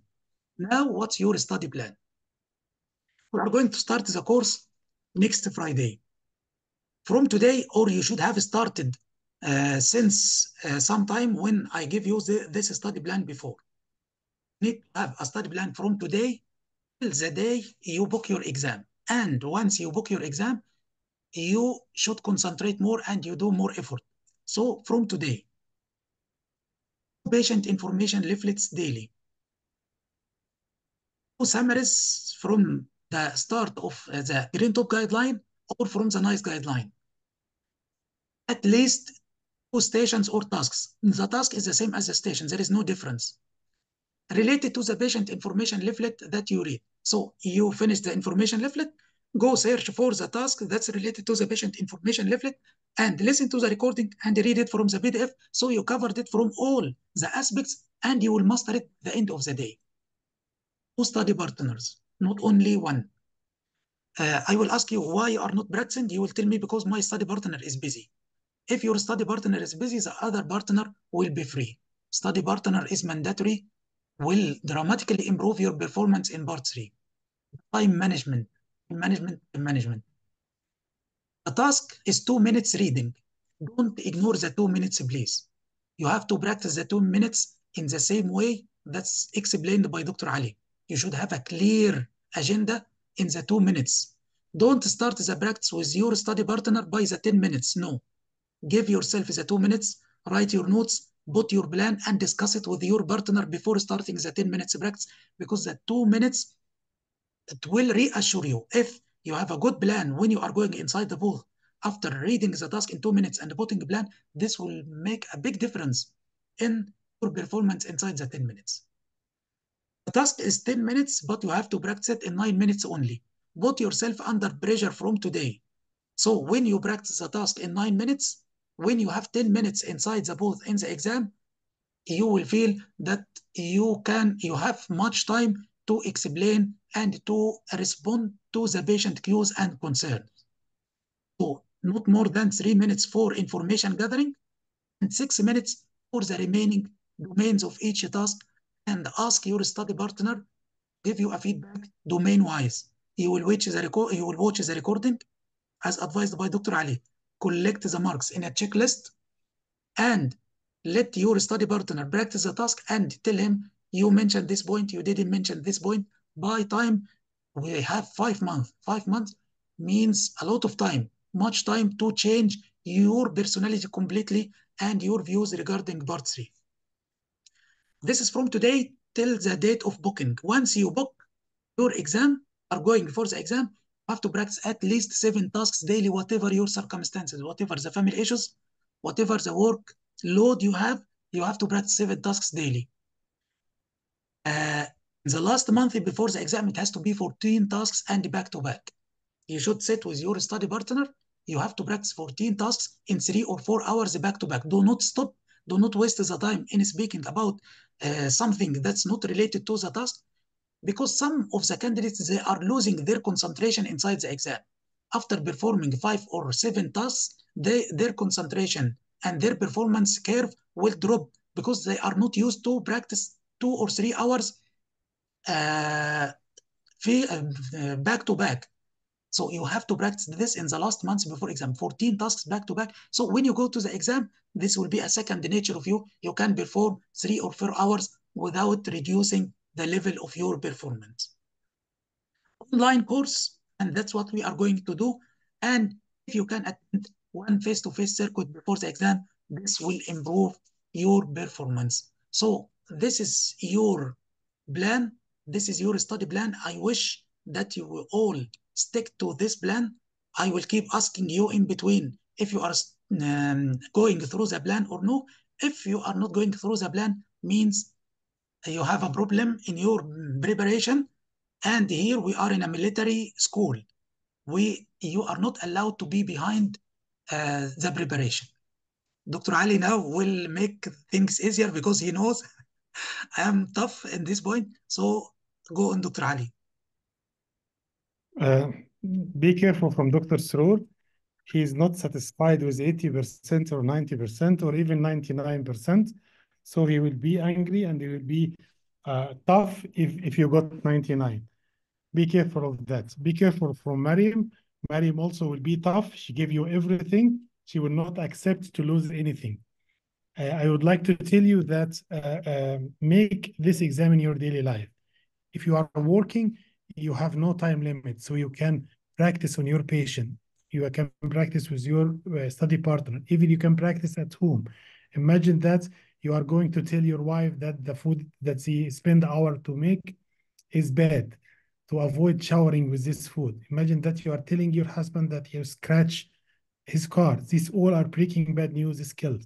Imagine how you will tell your children to avoid sweets. So this is a negotiation.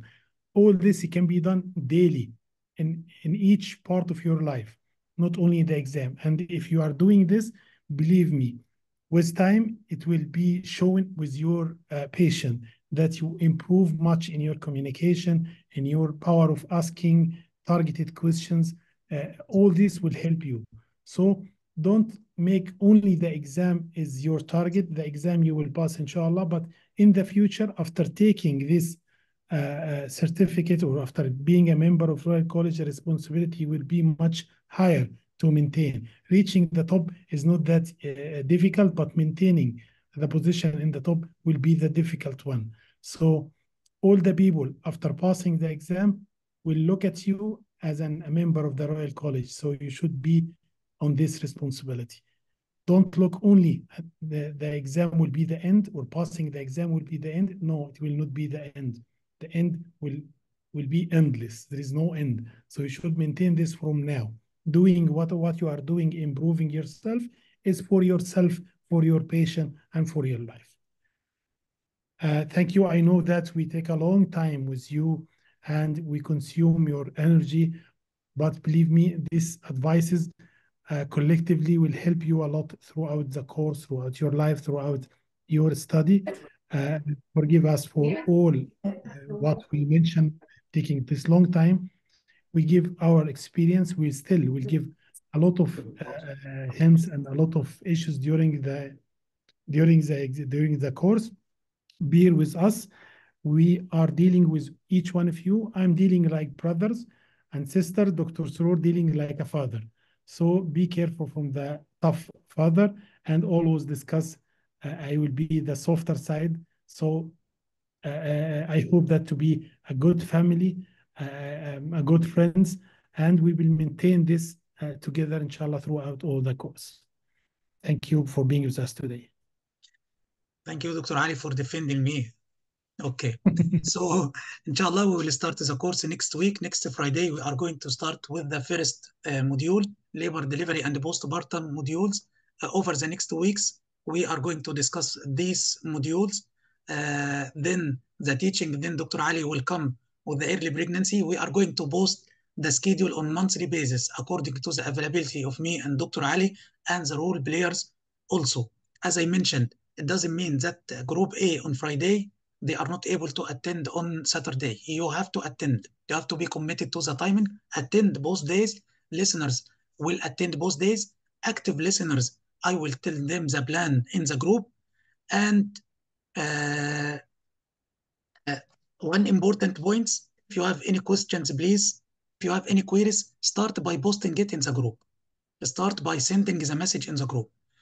Me and Dr. Ali will answer your queries. We'll be all the time to answer your queries. But when you are sending it in private, sometimes the messages will be lost in between. So when you need to ask about anything, please be active and be interactive in the group. You may find one of your colleagues, he will give you the answer immediately. If I'm available, if Dr. Ali is available, he will give you the answer immediately. But because of the so many calls and so many private messages, maybe we'll need a call center to answer all these questions. So it's better to be in the group for the maximum benefit of everyone here. Oh. And again, Dr. Surur, sorry, just we are all the same. So you can answer the question. Is it right or wrong? We will correct it. We'll open a discussion. Don't be afraid that your answer will be wrong or incomplete or something like that. Be sure that once you answer, if it is correct, it will be fixed the information in your mind. It will help other. It will save time for us. If it is incomplete, we will complete. So your answer, you know that it was incomplete and become complete now, and other will benefit. So share in the group, try to answer your answer, no problem, whatever it is right or wrong, we will correct at the end. So this is the end of our session today. Thank you so much. I hope it was useful. And if it is useful, please remember us in your prayers. And remember our brothers and sisters in Palestine also in your prayers. And see you, inshallah, next week in Friday for the first session of the course. Wassalamu alaikum wa rahmatullahi wa barakatuh. Assalamu alaikum.